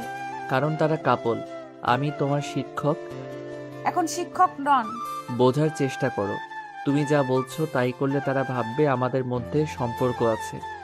কে কি ভাবলো তাতে আমার কিচ্ছু যায় আসে না। শাওন একটা দীর্ঘ নিঃশ্বাস ফেলল। গ্রামের রাস্তা দিয়ে 3টে গাড়ি যাচ্ছে। ইতি জানালা খুলে সবুজ ধান ক্ষেতের দিকে তাকালো। নন্দন পার্কে যাওয়ার কথা থাকলেও যাওয়া হয়নি। গাড়ি ঘুরিয়ে একটা গ্রামের রাস্তায় ঢুকলো। শহরের লোকেরা খুব বেশি পার্ক ও রেস্তোরাঁ যায়। তারা জানে না প্রকৃতি কত সুন্দর। প্রকৃতির নিদর্শন শুধু গ্রামেই পাওয়া যায়। শ্রাবণ গাড়ি ব্রেক করলো। তারপর একে একে 3টে গাড়ি থেকে মানুষ নামলো। একাকি এই নির্জন পথে প্রিয়জনের হাত ধরে হাঁটতেই শান্তি। কিছু দূর ওরা একে অপরের হাত ধরে জোড়ায় জোড়ায় এগিয়ে যাচ্ছে। ইতি ফ্যাল ফ্যাল দৃষ্টিতে শাওনের দিকে তাকালো। শাওন দুই হাত প্যান্টের পকেটে রেখে সোজা হাঁটছে। এতে বাকরুদ্ধ কণ্ঠে বলল, আহাম্মক, অনুভূতি বোঝে না। মৃদু হাওয়ায় ভেসে আসে কাঁচা ধানের মৃদু গন্ধ। ইতি খালি চোখে দেখে হাঁটতে লাগলো। হঠাৎ শাওন মৃদু গলায় নাম ধরে ডাকলো। ইতি। ইতি ধীর পায়ে হেঁটে যাচ্ছিল। হঠাৎ মাথা তুলে পাশের দিকে তাকিয়ে দেখলো সে নিরিবিলি রাস্তায় একা। আশেপাশে স্যার নেই। বৈষণ্য মাঠ আর দূর দূরান্তে ছড়িয়ে থাকা বড় বড় গাছ। কাউকে না দেখে ইতি একটু ভয় পেয়ে গেল। শাড়ির কুচি তুলে সামনের দিকে এগিয়ে গেল। স্যার কোনো দিকে না তাকিয়ে সোজা পথে হাঁটছেন। ইতি এরকম দৌড়ে শাওনের কাছে গেল। তারপর জোরে আওয়াজ দিল। শাওন ভুরুকুটি করলো। সে পেছন ফিরে দেখলো সে ইতির থেকে অনেক দূরে। শাওন চোখ নামিয়ে নিল। অনিচ্ছাকৃতভাবে তার চোখ বরাবর ইতির দিকে চলে যায়। মনে হচ্ছে সে একটি চুম্বন ও লোহা চুম্বক দ্বারা লোহা টেনে নেওয়া হচ্ছে। ইতি হাঁপাচ্ছে। সে সোজা হয়ে দাঁড়িয়ে বলল, আমাকে একা রেখে চলে আসলেন কি করে? ক্ষতি হলে কি হতো? তুমি ধীর গতিতে হাঁটছিলে তাই পিছনে পড়ে গেলে, আমি খেয়াল করিনি। শাওন গভীর চিন্তায় পড়ে গেল। ইতির ডাকে সাড়া মেলেনি। ইতি এগিয়ে এলো। শাওনের হাত নেড়ে বলল, স্যার। সম্মতির মুখে শাওন বলল, কেউ দেখবে। ইতি হালকা আরেকটু শক্ত করে ধরে বলল, ধরেছি, আর ছাড়বো না। শাওন তার শক্তি ব্যবহার করে তার হাত ছাড়িয়ে নিল। দুজন ছেলে মেয়ে দাঁড়িয়ে আছে দেখে চারজন মধ্য বয়সী লোক এগিয়ে এসে হঠাৎ জিজ্ঞেস করলো, বাড়ি কোথাও? এখানে কি করছো? বাড়ি থেকে পালিয়ে এসেছো? আমাদের এলাকায় আগে দেখিনি। জুয়ান মাইয়াকে নিয়ে রাস্তায় ঘুরে বেড়াচ্ছ। রাখার জায়গা না থাকলে আমাকে দাও। ইতি হতবম্ব হয়ে গেল। সে শাওনের পেছনে লুকিয়ে আড়াল হয়ে যায়। শাওন ধীর কণ্ঠে বলল, পথ থেকে সরে যাও, আমাদের দেরি হয়ে যাচ্ছে। দেখ, রেখে তো পালিয়ে আসছস, আবার জোরে কথা বলছস। তোকে তো পরিস্থিতি হাতের বাইরে যাওয়ার আগেই এই জায়গা ছেড়ে চলে যেতে হবে। ইতি সাহস করে বলল, আমরা পালিয়ে আসিনি, গ্রামে বেড়াতে আসছি, দয়া করে আমাদের যেতে দিন। দ্বিতীয় লোকটি হেসে উঠল। এক হাত দিয়ে ছুঁতে চাইল। শাওন চিৎকার করে উঠল, ওকে টাচ করার সাহস করবেন না। আমি ছুবো, ধরবো, তুই কি করবি? তৃতীয় লোকটি হঠাৎ ইতির হাত চেপে ধরল। ইতি চিৎকার করে উঠল। শাওন দুজনকে ধাক্কা মারল। রাস্তার পাশে একটি বাঁশের গুঁড়ি আছে। হাত দিয়ে বাঁশ টেনে প্রথমে দুজন, পরে চারজনকে পিটিয়ে মাটিতে শুয়ে দেয়। ইতি বলল, স্যার, আপনার হাত দিয়ে রক্ত পড়ছে। শাওন তীক্ষ্ণ চোখে তাকিয়ে, বাসটা ফেলে দিন স্যার, আর মারলে ওরা মারা যাবে। যারা নারীদের অসম্মান করে তাদের বাঁচার অধিকার নেই। স্যার, তাদের দলের বাকিরা আসার আগেই আমাদের চলে যাওয়া উচিত, আর ঝামেলা হলে এখান থেকে সহজে বেরোতে পারবো না। শাওন বাঁশটা ফেলে দিল। তারপর ইতির হাত ধরে দক্ষিণের দিকে দৌড়ে গেল। তাদের দেখে অনেক দূর দুজনেই হাঁপাচ্ছে। ইতি বলল, পানি। এখানে পানি কোথায় পাবো? আশেপাশে কোনো দোকান নেই। শাওন বুঝতে পারলো সে এখনো ইতির হাত ধরে আছে। সঙ্গে সঙ্গে হাত ছেড়ে দিয়ে ঘুরে দাঁড়ালো। একটু দূরে একটা মেলা চলেছে। সেখান থেকে গানের আওয়াজ শোনা যাচ্ছে। চলো এগিয়ে যাই, ওখানে তোমার পানি পাবো। ইতি কখনো গ্রামের মেলায় আসেনি। এসব তার কাছে নতুন। অনেক ঘুরে দেখার পর পানি পাওয়া গেল। ইতির তৃষ্ণা নিবারণ করে দুজন মেলায় ঢুকলো। ইতির বাচ্চারা খেলনা পছন্দ করে। সে শাওনকে বুদবুদ কিনে দিতে অনুরোধ করলো। শাওন তার জন্য একটা কিনেছে। ইতি এত খুশি হয়েছিল যেন সে আকাশে চাঁদ পেয়েছে। কিছুক্ষণ পর সে বুদবুদ ফুঁকছে। শাওন মৃদু হেসে বিড়বিড় করে বলল, বাচ্চা মেয়ে। ইতি জোরে হেসে উঠল। কিছুক্ষণ পর তাদের দেখা মিলল। তারা মেলায় ঘুরে এখন বেরিয়েছে। রুবেল এগিয়ে এসে বলল, চল যাই, শীঘ্রই সন্ধ্যা হবে। ইতি দুটো পাখি পালে। সারা দিন ওর বারান্দায় তাদের সামনে এসে দাঁড়ালে তারা খাঁচায় হইচই শুরু করে। মনে হয় পুরো একটা দিনের সব অভিযোগই বক্তব্য। তাদের খাবার দেখলো, সব কিছু দিয়েছেন নাসিমা বেগম। এতে রুমে এসে ফোন হাতে নিল। মেসেঞ্জার গ্রুপে বেশ কয়েকজন মেসেজ, তাদের মধ্যে মুন্নি বলল, তোর পাশে স্যারকে দারুণ লাগছিল, যত তাড়াতাড়ি সম্ভব প্রপোজ কর। ভালোবাসা অনেকদিন খালি থাকলে অন্য পাখিরা দখল করতে চাইবে। ও ঠিক বলছে। সামনেই আমার জন্মদিন, সেদিন প্রপোজ করার কথা ভাবছি। বিছানায় শুয়ে ইতে চোখ বন্ধ করে ঘুমিয়ে পড়ল। দুদিন পর হঠাৎ নীরবতা ভেঙে গেল ফোনের রিংটনে। শাওন তার মায়ের সাথে কথা বলছে। উনি জানায় তার শরীর আগের থেকে অনেক ভালো। ফোনের রিং শুনে শাওন মায়ের রুম থেকে উঠে নিজের রুমে চলে আসে। হ্যালো, আসসালামু আলাইকুম। ওয়ালাইকুম সালাম। স্যার কেমন আছেন? আলহামদুলিল্লাহ ভালো, তুমি ভালো? সে কিছুক্ষণ থেমে বলল, স্যার আপনি কোথায়? আমি বাসায় আছি। কেন? আমার সাথে বাইরে যাবেন? এই সময়? তুমি কোথায়? আপনার বাড়ির ওই গলির মাথায়। কি? তুমি এই সময় সেখানে দাঁড়িয়ে কি করছো? এলাকার সব ছেলে কি ভালো? তোমাকে একা দেখে কেউ এসে যদি বিরক্ত করে? আপনি আসুন। শাওনের পরনে ঢিলেঢালা টি শার্ট ও প্যান্ট, হাত দিয়ে কপালের চুল পেছনে ঠেলে দিল। ইতির সামনে দাঁড়িয়ে বলল, এই সময় এখানে আসছো কেন? আপনাকে দেখতে। হুম। গাড়িতে উঠুন। কোথায় যাব? আজ চৌরাস্তার মেলা, গতবার যেতে পারিনি, শুনেছি মেলা সুন্দর, তাই আজ যাব। তাহলে তুমি আমাকে গাড়িতে উঠতে বলছো কেন? আমি একা কেন? সব সুন্দর জিনিস দেখব, আমার সাথে আপনাকে দেখাবো। পাশে একটা মেয়ে আছে আর সে চুপচাপ হাঁটছে। ইতি তক্ত হয়ে দীর্ঘ শ্বাস ফেলল। স্যার বলল, কিছু খাবে? না। ফুচকা? আপনি খাওয়াবেন? হুম। তাহলে খাবো। এক প্লেট ঝাল ঝাল ফুচকা আর এক প্লেট ঝাল ছাড়া ফুচকা দিতে বলল ইতি। ফুচকাওয়ালা ভুল করে ইতির প্লেটটা স্যারকে দিল আর স্যারের প্লেটটা ইতিকে। ইতি জানে ওর স্যার ঝাল খেতে পারে না। শাওনের ফর্সা মুখ এক কামড়ে লাল হয়ে গেল। ইতি, ঝাল? ইতি এক গ্লাস পানি এগিয়ে দিল। 2 গ্লাস পানি পান করার পরও ফুসকুড়ি কমেনি। পাশের দোকান থেকে 1 কাপ আইসক্রিম নিয়ে এলো ইতি। শাওন কিছুক্ষণ পর বলল, এত ঝাল ফুচকা খাও কি করে, জানো না বেশি ঝাল শরীরের ক্ষতি করে? ফুচকাওয়ালা ভুল করে মারাত্মক ঝাল দিয়েছে, এর জন্য শাওন তাকে অনেক কথাই বলেছে। মেলার ফুটপাতের দোকানগুলো সন্ধ্যার পর জমজমাট হয়ে ওঠে। ইতি আর স্যার পাশাপাশি হাঁটছে। হঠাৎ ইতি একটা ঝুড়ির সামনে এসে দাঁড়ালো। এক জোড়া কানের দুল ওর খুব পছন্দ হয়েছে। স্যার সঙ্গে থাকায় সে এই নিয়ে কোনো আগ্রহ দেখালো না। কিছুক্ষণ পর স্যার ইতিকে অপেক্ষা করতে বলে হঠাৎ চলে গেল। ফিরে এলো একটু পর। রাত 8টা বাজে। বাড়ি ফেরার জন্য গাড়ির দিকে এগিয়ে গেল। ইতি গাড়ি থেকে নেমে গেল। গেট দিয়ে ঢুকতেই স্যার ডাকলেন, ইতি। হ্যাঁ স্যার। এদিকে এসো। ইতি খুশিতে এগিয়ে এলো। স্যার মুখোমুখি দাঁড়ালো। শাওন বলল, তোমার হাতটা দাও। হাত? কেন? দাও বলছি। ইতি ডান হাতটা সোজা করলো। শাওন তার শার্টের পকেট থেকে কিছু একটা বের করে ইতির হাতের তালুতে রাখলো। ইতি জিজ্ঞাসা দৃষ্টিতে তাকালো। শাওন বলল, রুমে গিয়ে দেখবে, এখন যাও। ইতি ডান দিকে মাথা নেড়ে বাড়িতে ঢুকে রুমে চলে গেল। বিছানায় বসে কাগজ খুলছে। উত্তেজনা বাড়ছে, হাত পা কেমন কাঁপছে। ইতি কাগজ খুলে দেখলো একটা ঝুমকো কানের দুল, সেটা সে একটু আগে পছন্দ করেছিল। ইতির লজ্জা পেল, বিড়বিড় করে বলল, স্যার আমাকে লক্ষ্য করেছিল? সকাল 11টা। 21শে ডিসেম্বরে একমাত্র মেয়ের জন্মদিন প্রতি বছর বড় করে আয়োজন করে ইফাত শিকদার। এ বছর তিনি ব্যাপক আয়োজন ঘরে সাজিয়েছেন। সন্ধ্যায় পার্টি। ইতি ধীরে ধীরে রেডি হবে। বাড়ি অতিথিতে ভরে গেছে। সবাই অপেক্ষা করছে ইতি কেক কাটার মুহূর্তে। হাতে ছুরি নিয়ে দরজার দিকে তাকিয়ে আছে ইতি। স্যার এখনো আসেনি, যে কারণে কেক কাটছে না।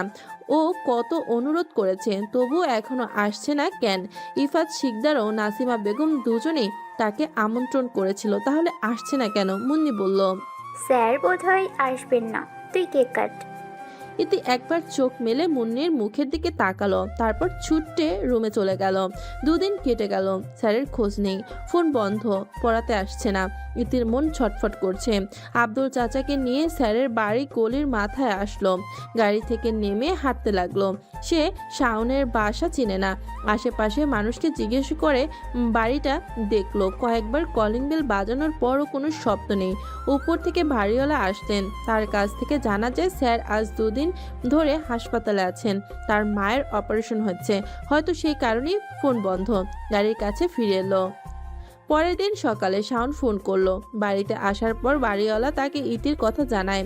ইতির ঘুম ছুটে গেল। উদ্বিগ্ন কণ্ঠে বলল, স্যার আপনি ঠিক আছেন? হ্যাঁ আলহামদুলিল্লাহ। সরি, আমি তোমার কথা রাখতে পারিনি। মায়ের শরীরটা হঠাৎ এত খারাপ হয়ে গেল যে কিছুই বুঝতে পারলাম না। হাসপাতালে ছুটতে ছুটতে 3 দিন কিভাবে কেটে গেল বুঝতেই পারছি না। তোমাদের ফোন করে বলবো আমি সেই পরিস্থিতিতে ছিলাম না। আর শুনলাম তুমি গতকাল বাসায় আসছিলে। অনেক দিন হলো আপনাকে দেখি না, দেখবো, দেখা করব। ইতি আয়নার সামনে দাঁড়িয়ে আছে। বেশ কয়েকবার শাড়ি পরার পর সে এখন শাড়ি পরতে পারদর্শী। শাড়ি পরলে মেয়েদের হালকা সাজতে হয়, হালকা সাজে খুব সুন্দর দেখায়। এটা হয়তো অনেকেই জানে না। ইতি চোখে কাজল দিল, তারপর কিছু চুড়ি পরে নিল, কপালে ছোট্ট একটা কালো টিপ দিল। স্যারকে জায়গার ঠিকানা পাঠিয়ে দিয়ে ইতি বাসা থেকে বের হলো। আজকাল যখন ইতি স্যারের সাথে দেখা করতে যায় তো প্রথমে যে কথাটি মাথায় আসে তা হলো শাড়ি পরার। দেখি না হাওয়ায় খোলা চুলগুলো চোখ মুখে উড়ে আসছে। এক হাতে চুল সরিয়ে ইতি সামনের দিকে তাকালো। শাওন তার দিকে এগিয়ে আসছে। কালো টি শার্ট পরা তাকে খুব সুন্দর লাগছে। ইতি অপলক চোখে তাকিয়ে আছে। শাওন এসে তার সামনে দাঁড়ালো। ইতির ধ্যান ভেঙে গেল। তুমি শাড়ি পরেছো? আম্মু আমাকে পরার জন্য শাড়ি দিয়েছে। আচ্ছা, আমাকে আসতে বললে কেন? এই কয়দিন ঠিক মতো পড়েছো তো? হতবম্ব মুখে বলল ইতি। আমি এখানে পড়াশোনার কথা বলতে আসিনি। তাহলে কিসের জন্য আসছো? ইতি জোরে নিঃশ্বাস ফেললো। চারপাশে তাকিয়ে দেখলো কোনো মানুষ নেই। ইতি হঠাৎ হাঁটু গেড়ে বসে শাওনের পা চেপে ধরলো। কি করছো? পা ছাড়ো। স্যার আমাকে বিয়ে করুন। বিশ্বাস করুন আমি আগের মতো নেই, বদলে গেছি শুধু আপনার জন্য। আমি আপনাকে ছাড়া এক মুহূর্তও থাকতে পারি না। আমি বিয়েতে রাজি, চলুন বিয়ে করি। শাওন অবাক হয়ে তাকিয়ে আছে। ইতি হঠাৎ তার দিকে তাকিয়ে বলল, sir I love you. Shaon হাসলো, তারপর নরম গলায় বলল, আমিও তোমাকে ভালোবাসি ইতি। যেদিন তোমাকে প্রথম দেখেছিলাম সেদিন থেকেই তোমাকে ভালোবাসি। ইতি উঠে দাঁড়ালো। হঠাৎ শাওনকে শক্ত করে জড়িয়ে ধরলো। শাওন অকপটে বলল, ইতি আমি শ্বাস নিতে পারছি না। ইতি স্যারকে আরও শক্ত করে ধরে রাখলো। এই ভয়ে ছেড়ে দিলে অদৃশ্য হয়ে যাবে। একটু এদিক ওদিক নড়াচড়া করতে করতে পড়ে গেল ইতি। ব্যথায় চিৎকার করে উঠল। সে চোখ খুলে দেখলো সে তার ঘরের মেঝেতে পড়ে আছে, বালিশ জড়িয়ে ধরে। বিরক্ত হয়ে গেল। তারপর মোবাইলের টাইম চেক করলো। স্যার সকাল 6টায় ফোন করেছে, এখন 8টা বাজে। এই 2 ঘন্টা ঘুমের মধ্যে সে এমন স্বপ্ন দেখে ফেলেছে। আর করে হাহা করে হেসে উঠল। ক্লাসের বন্ধুরা আমার স্বপ্ন শুনে হাসছে আর হাসছে। ওরা খুব মজা পাচ্ছে। রুবেল বলল, যেহেতু তুই আজ স্বপ্ন দেখেছিস তাহলে সেটা সত্যি কর। আভ্রু বলল, তুই যেহেতু আজ স্যারের সাথে দেখা করতে যাচ্ছিস, মনের কথা খুলে বলিস। আর 3 দিন আগে তোর জন্মদিন চলে গেছে। হাসপাতালে অন্য একজন ডাক্তার শাওনকে তার চেম্বারে একা ডাকলেন। তিনি সত্যটা তাকে বললেন যে ডাক্তার তার মায়ের অপারেশন করেছিলেন। তিনি ভুল অপারেশন করে হাসপাতাল থেকে পালিয়ে গেছেন এবং পুলিশ তাকে খুঁজছে।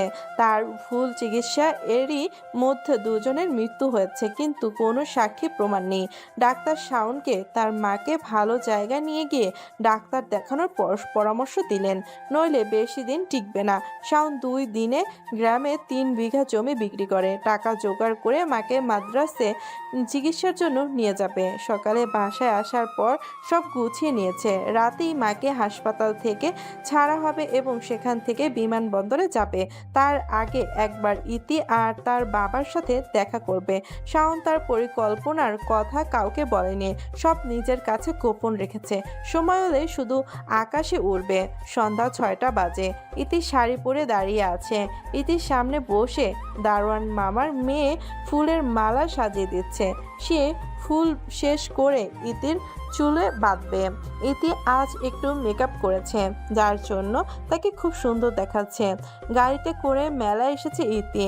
শাওন ফোন করে বলে যে তাকে নিতে যেতে হবে না, সে নিজেই আসবে। কিছু পুরুষ লোকের দৃষ্টি পছন্দ করছে না ইতি। মেলা থেকে বের হয়ে ওভার ব্রিজে উঠতে শুরু করে। একটু উপরে উঠল। এখান থেকে রাতের শহরটি আশ্চর্যজনক সুন্দর লাগছে। স্যার কাছে এসে কল করলো। ইতি বলল সে ব্রিজে আছে। শাওন ফোনটা কেটে রেখে ব্রিজে উঠে এলো। স্যার আগের মতো ইতিকে দেখে হাসলো না, চাপা গলায় পড়ল। সুন্দর লাগছে। ইতি ল্যাম্প পোস্টের আলোয় শাওনকে দেখে হেসে বলল, ধন্যবাদ স্যার। ইতি নিজেকে প্রস্তুত করলো। তারপর এক হাঁটু গেড়ে বসলো। শাওনের দিকে একগুচ্ছ গোলাপ এগিয়ে দিয়ে বলল, স্যার আই লাভ ইউ, আমি আপনাকে ভালোবাসি। শাওন মূর্তির মতো দাঁড়িয়ে আছে, কোনো উত্তর নেই। ইতির মুখ ফ্যাকাশে হয়ে গেল। শাওন উল্টো ঘুরে চলে যাওয়ার জন্য পা বাড়ালো। কিছু দূর যাওয়ার পর হাত দিয়ে একটা সিএনজি থামিয়ে তাতে উঠে পড়লো। ইতি অবিশ্বাসের চোখে তাকালো। চোখ বেয়ে অশ্রু গড়িয়ে পড়ছে। ইতি ফুটপাত থেকে নেমে ব্যস্ত রাস্তায় দৌড়ে গেল। হঠাৎ একটি ট্রাক এসে তাকে ধাক্কা মারলো। ঘটনাটি অতি জলদি হলো। রাস্তার রক্তে ভিজে যাচ্ছে। লোকজন জড়ো হলো। আব্দুল মিয়া ছুটতে এসে ভিড় ঠেলে ইতিকে দেখে চিৎকার করে বলে, মামুনি। 2 মাস পর চোখ খুলল ইতির। সে হাসপাতালের বেডে শুয়ে আছে। নাসিমা বেগম মেয়ের পাশে বসে একা একা কথা বলছেন। তার বিশ্বাস ছিল ইতি তার কথা শুনে। ইতিকে কোমা থেকে ফিরে আসতে দেখেননি। ইতি আস্তে করে বলল, আম্মু। নাসিমা নার্সকে বললেন, আমার মেয়ের জ্ঞান ফিরেছে, অবিলম্বে ডাক্তারকে জানান। ডাক্তার এলেন। ইতির চেক আপ করে বললেন, ইতি এখন সুস্থ। ওর কামব্যাক সত্যি অপ্রত্যাশিত। চমৎকার না হলেও এমন হয় না। এই টাইপের রুগী বছরের পর বছর চলে যায়, তবুও তারা কামব্যাক করতে পারে না। আর একটা কথা লক্ষ্য রাখবেন, মেয়ে যেন বেশি কথা না বলে। ডাক্তার যাওয়ার আগে ইফাত শিকদারের সাথে অনেক কথা বলে যা ইতি শুনতে পায়নি।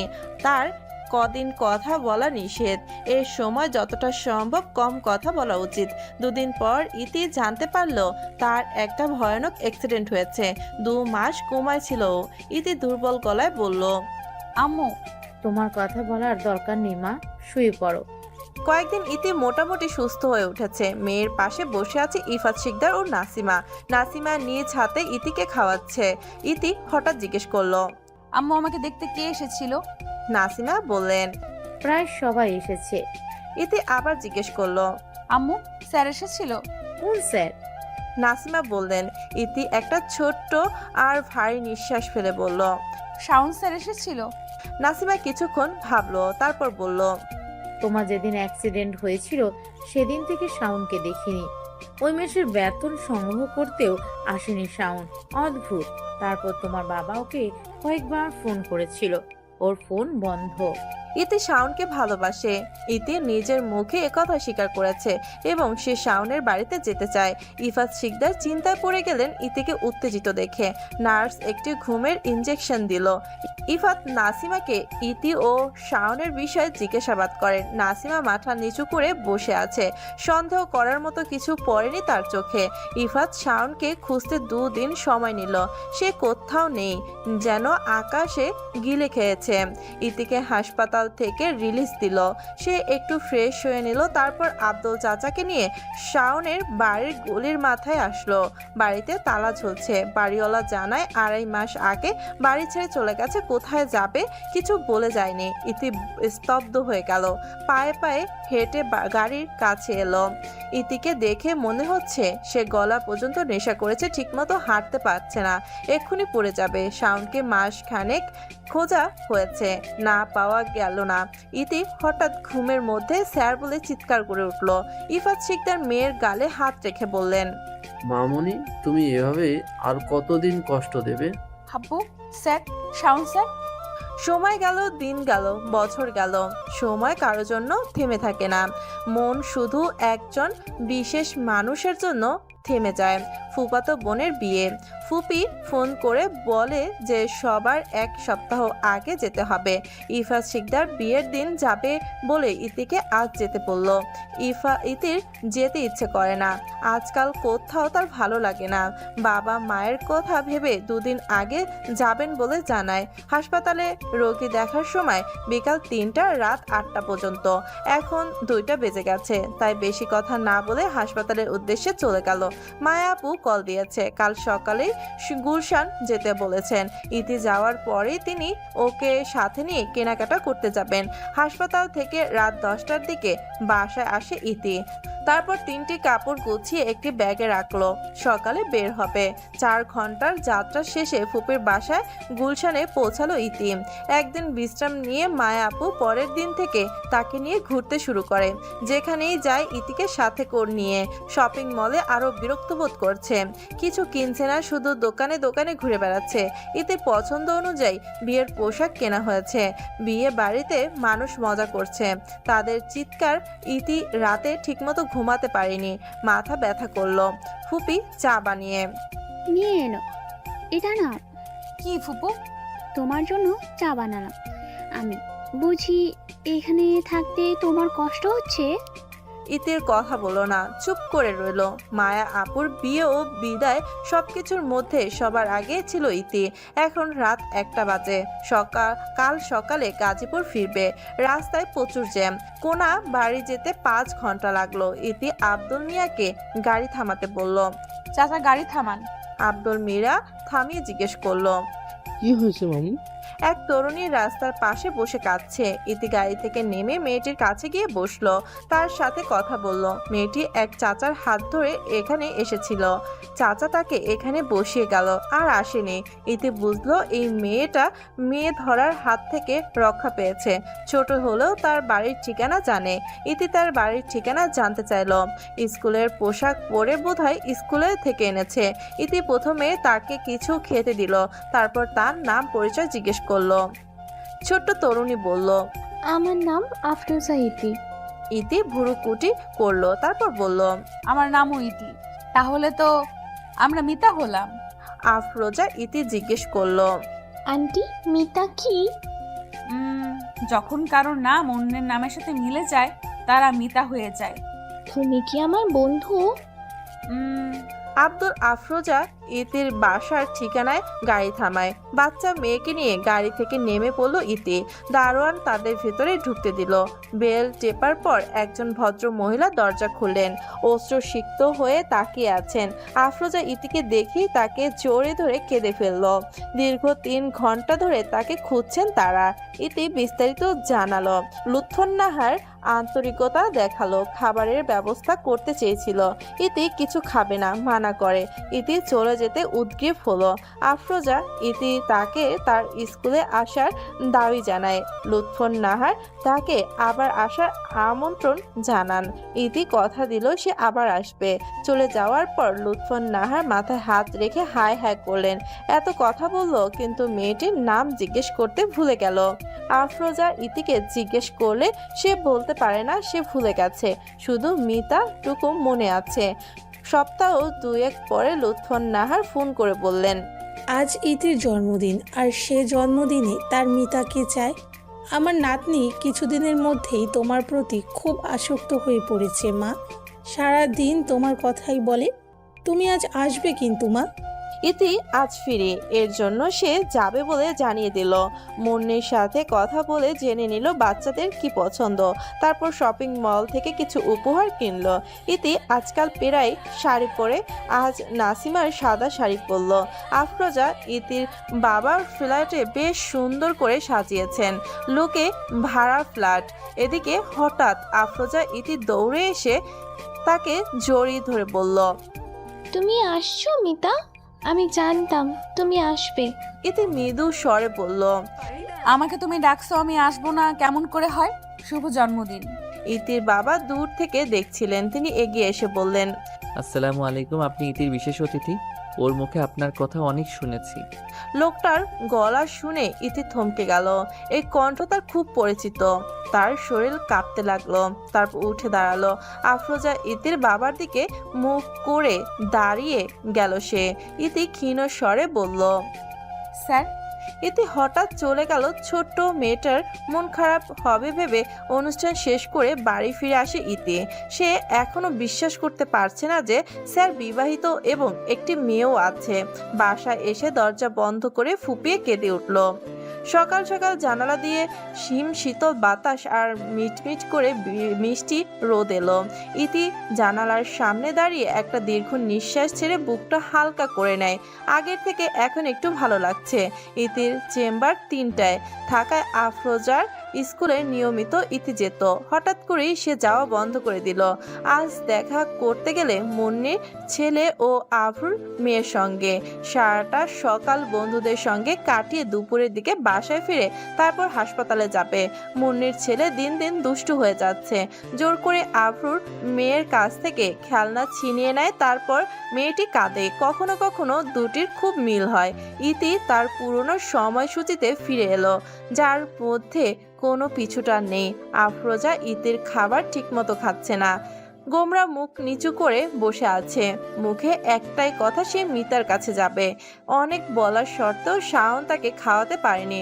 লুৎফর নাহার বললেন, মেয়েটা খুব ভালো, হঠাৎ আসা বন্ধ হয়ে গেল কেন বুঝতে পারছি না।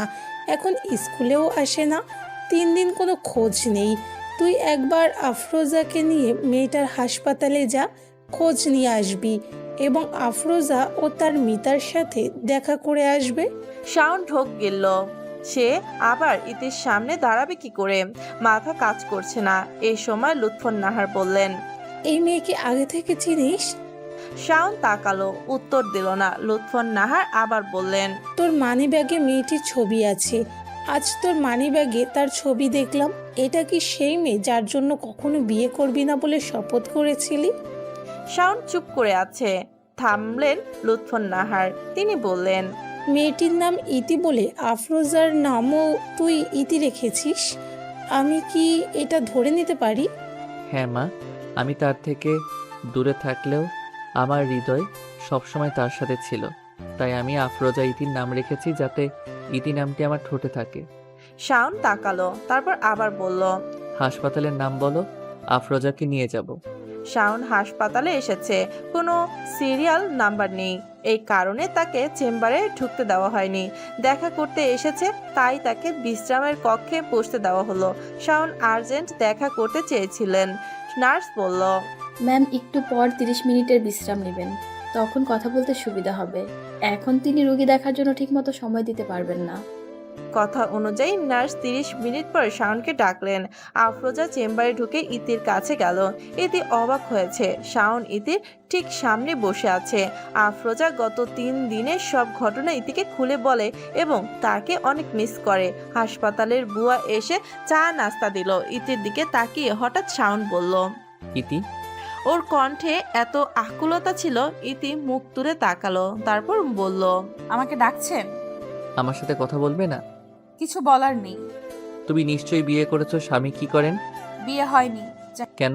যাকে ভালোবাসি তাকে পাইনি। ইতির প্রতিটা কথাই স্পষ্ট। শাওন চুপ করে রইল। আফরোজাকে নিয়ে বাসায় ফিরল শাওন। আফরোজা দাদি দাদি বলে লুৎফর নাহারের কাছে গেল, গলা জড়িয়ে ধরে বলল, দাদি, আমি মিতার সাথে দেখা করছি। আচ্ছা, তুমি এখন রুমে যাও। তুই কি তাকে সব কথা বলেছিস? না, আমি কিছু বলতে পারিনি। আমি তাকে অসম্ভব কষ্ট দিয়েছি মা।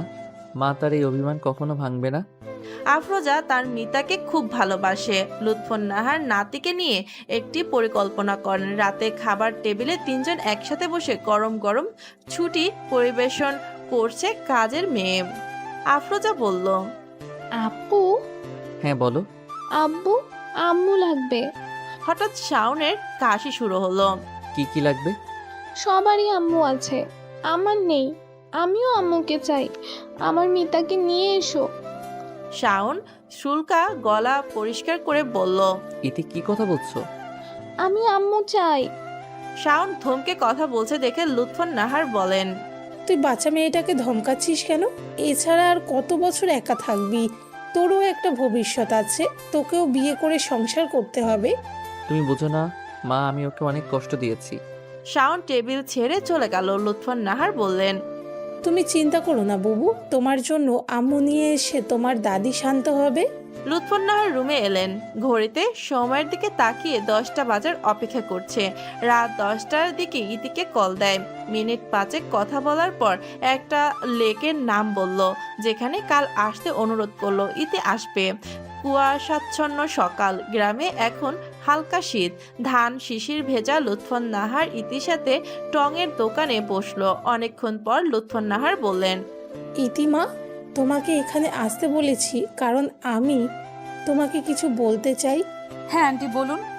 লুৎফর নাহার বললেন, আমার শাওন খুব চাপা স্বভাবের, কখনো মুখ ফুটে কিছু চায়নি।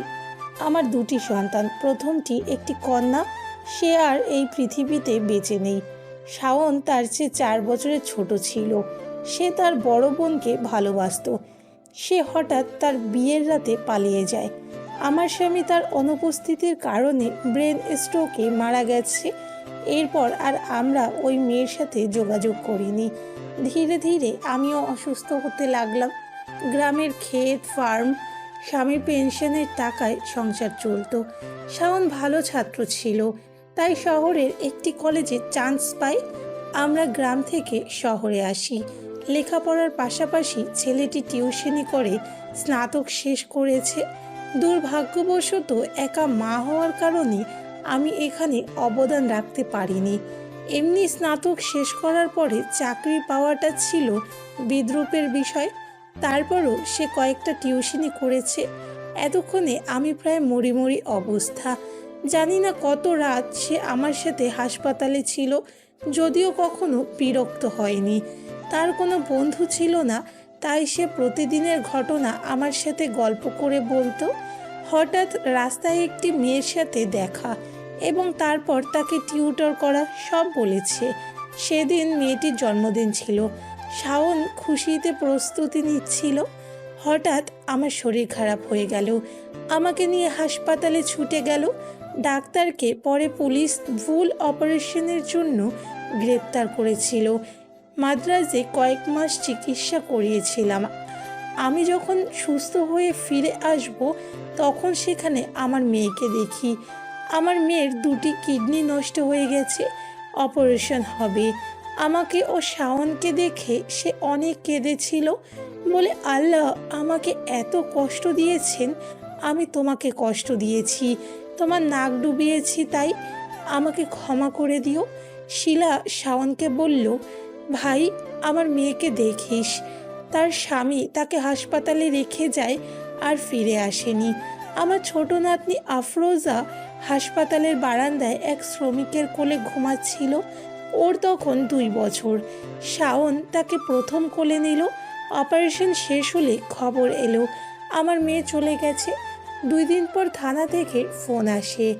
শিলার স্বামী মাদ্রাজে একটি ছোট্ট কোম্পানি ছিল, তিনি একটি গাড়ির দুর্ঘটনায় মারা যান। এরপর 2 মাস আমরা শোকে ছিলাম। আফরোজাকে নিজের মেয়ে হিসেবে পরিচয় দিল শাওন। তারপর ওর শেষ নাম রাখলো ইতি। আফরোজা জানে না শাওন তার বাবা নয়, তার মামা। কয়েক বছরে শাওন আফরোজার বাবার ছোট ব্যবসাকে বড় করেছে। আমি তাকে প্রায় বিয়ের কথা বলেছি, কিন্তু সে বিয়ে করবে না, কারণ সে সেই মেয়েটিকে খুব খারাপভাবে আঘাত করেছিল। মাদ্রাজ যাওয়ার 2 সপ্তাহ পরে শাওন মেয়েটির এক বন্ধুকে ফোন করেছিল। সেই মেয়েটি ভয়াবহ দুর্ঘটনার কথা বলে এবং জানায় মেয়েটি 2 সপ্তাহ ধরে কোমায় রয়েছে। সে ছেলেটি শাওনের ওপর দোষ দেয়নি, কিন্তু শাওন জানতো এখানে সব দোষ তার। শাওন পুরোপুরি ভেঙে পড়েছিল এবং আমাকে এমন অবস্থায় ছেড়েও আসতে পারেনি। লুৎফর নাহার হাত দিয়ে চোখের পানি মুছে আবার বললেন, আমার ছেলে মেয়েটিকে তার কল্পনার চেয়েও বেশি ভালোবাসে, কিন্তু আফসোস সে তা জানে না। তার সম্পর্কে সব জেনেও আমি তার নাম বা চোখ কখনোই দেখিনি। শাওনের মানিব্যাগে মেয়েটির একটি ছবি আছে। আমি গতকাল মেয়েটির ছবিটা দেখেছি। সে তুমি। ইতির চোখ থেকে 1 ফোঁটা জল পড়লো, তারপর 2 ফোঁটা, তারপর আরো অনেক। লুৎফর নাহার হঠাৎ ইতির হাত ধরে বললেন, তুমি আমার ছেলেকে বিয়ে করো মা, তার অগোছালো জীবন নিখুঁতভাবে গুছিয়ে দাও। শাওন যে তোমাকে ছাড়া অসম্পূর্ণ থেকে যাবে। সন্ধ্যা 6টা বাজে। ইতি ব্রিজের উপর দাঁড়িয়ে আছে। কিছুক্ষণ পর শাওন এলো। ইতিকে দেখে সে একটু অবাক হলো। শাওন বলল, ইতি। ইতি শাওনের দিকে তাকালো না, সূক্ষ্ম গলায় বলল, বলুন স্যার। আমি আর তোমার স্যার নই। চিরদিন থাকবেন। শাওন কথা খুঁজলো, বলল, প্রতিদিন এখানে আসো? হ্যাঁ, পুরনো স্মৃতি আলিঙ্গনে আবদ্ধ করি। ব্যথা করে না? সব কষ্ট একে একে সুখের কাছে বিলিয়ে দিতে হয়।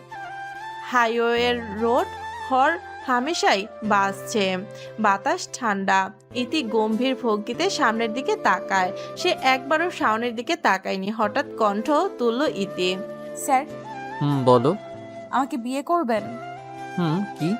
চমকে উঠল শাওন। ইতি ঘুরে দাঁড়ালো, শাওনের দিকে তাকিয়ে বলল, চলুন বিয়ে করি। এটা সম্ভব না ইতি, আমার একটা মেয়ে আছে। আপনার বলে কিছু নেই স্যার। এখন থেকে আপনার যা আছে সবই আমার। আফরোজা আমারও। শাওন 2 আঙুল দিয়ে নাকের মাঝখানে রাখলো, চোখ বন্ধ করে ভাবছে। ইতি হঠাৎ তাকে জড়িয়ে ধরলো। হতভম্ব হয়ে গেল শাওন। 1 সপ্তাহ পর খুব ধুমধাম করে বিয়ে করলো ইতি আর শাওন। আফরোজা ছুটতে এসে শাওন আর ইতির মাঝখানে বসে খুশি মনে বলল, আজ আব্বু আর আম্মুকে একসাথে পেলাম। আজ থেকে আমি আমার আব্বু আম্মুর কাছে থাকবো। লুৎফর নাহার রুমে এলেন। আফরোজাকে বললেন, আজ না বুবু, আর একদিন থাকবে। আজ তুমি দাদির বিছানায় যাও। দাদি, আজ নয় কেন? লুৎফর নাহারের দিকে অসহায় দৃষ্টিতে তাকিয়ে আছে আফরোজা। তিনি এখন এই ছোট্ট মেয়েকে কি করে বোঝাবেন আজকে কেন নয়। লুৎফর নাহার আফরোজাকে পুলুব্ধ করে রুম থেকে নিয়ে যায়। ইতি বিছানা থেকে নামলো, তারপর আয়নার সামনে দাঁড়িয়ে নিজের দিকে তাকালো। প্রতিটা মেয়ের স্বপ্ন একদিন বউ হওয়া। শাওন এগিয়ে গেল, পেছন থেকে ইতিকে জোরে ধরে বলল, কি দেখছো? আমাকে? খুব ভোরে ঘুম থেকে উঠল ইতি। লুৎফর নাহারকে রান্নার সাহায্য করছে সে। আফরোজা এগিয়ে এলো, ইতির হাত ধরে টেনে নিয়ে বলল, আমি খাবো। ইতি আফরোজাকে পরোটা মাংসের ঝোল মাখিয়ে খাওয়াচ্ছে। হঠাৎ শাওন ডেকে উঠল। ইতি? আফরোজা বলল, জি আব্বু। ইতি বলল, হ্যাঁ। 2 হাতে 2টি শার্ট নিয়ে শাওন অবাক হয়ে তাকিয়ে আছে। লুৎফর নাহার হাসতে হাসতে চেয়ার টেনে বসলেন, তারপর হাসি মুখে বললেন, কাকে ডাক দিচ্ছ বাবা? শাওন ঠোঁট চেপে বলল, কাউকে না। ইতি কিছুক্ষণ পর রুমে এলো। শাওন আজ যে পোশাকটি পরবে তা বেছে দিল। গম্ভীর ভাব নিয়ে এগিয়ে এলো শাওন। পেছন থেকে ইতিকে জড়িয়ে ধরে ওর কানের কাছে ঠোঁট রেখে ফিসফিস করে বলল, ভালোবাসি বউ। 6 মাস পর শাওন অফিস থেকে বাসায় এসেছে। শাওনের মুখে মিষ্টি গুজে দেন লুৎফর নাহার। শাওন কথা বলতে পারছে না। আফরোজা বলল, তাড়াতাড়ি খাও আব্বু, তারপর আমরা মিষ্টিটাও খেতে হবে। শাওন মিষ্টিটা শেষ করে জিজ্ঞাসা করলো, আজ এত মিষ্টি কেন? লুৎফর নাহার শাওনের মাথায় হাত বুলিয়ে বললেন, তুমি বাবা হতে যাচ্ছ, আমি দাদি। আফরোজা বলল, আর আমি বড় আপু। শাওনের চোখ বড় হয়ে গেল। জিজ্ঞাসা করলো, ইতি কোথায়? আব্বু আম্মু ঘরে। শাওন রুমে এলো, ইতিকে জোরে ধরে কপালে চুমু দিল, তারপর হঠাৎ করে তুলে নিল। শাওন প্রফুল্লিত ভাবে বলল, আমি আজ ভীষণ খুশি এবং তুমি আমাকে সুখ দিয়েছো। ইতি লজ্জায় লাল হয়ে গেল। সে শাওনের বুকে মুখ লুকিয়ে দুর্বল গলায় বলল, আপনাকে একটা কথা বলবো? একটা বা যত খুশি বলো, আমি সব শুনবো। ইতি শাওনের গলা জোরে ধরে ঠোঁটে কানের লতিতে স্পর্শ করে ফিসফিস করে বলল, sir, I love you. Shaon ইতিকে বিছানায় বসিয়ে দিল, তারপর তার পেটে হাত রেখে আস্তে করে বলল, ভালোবাসি আমিও।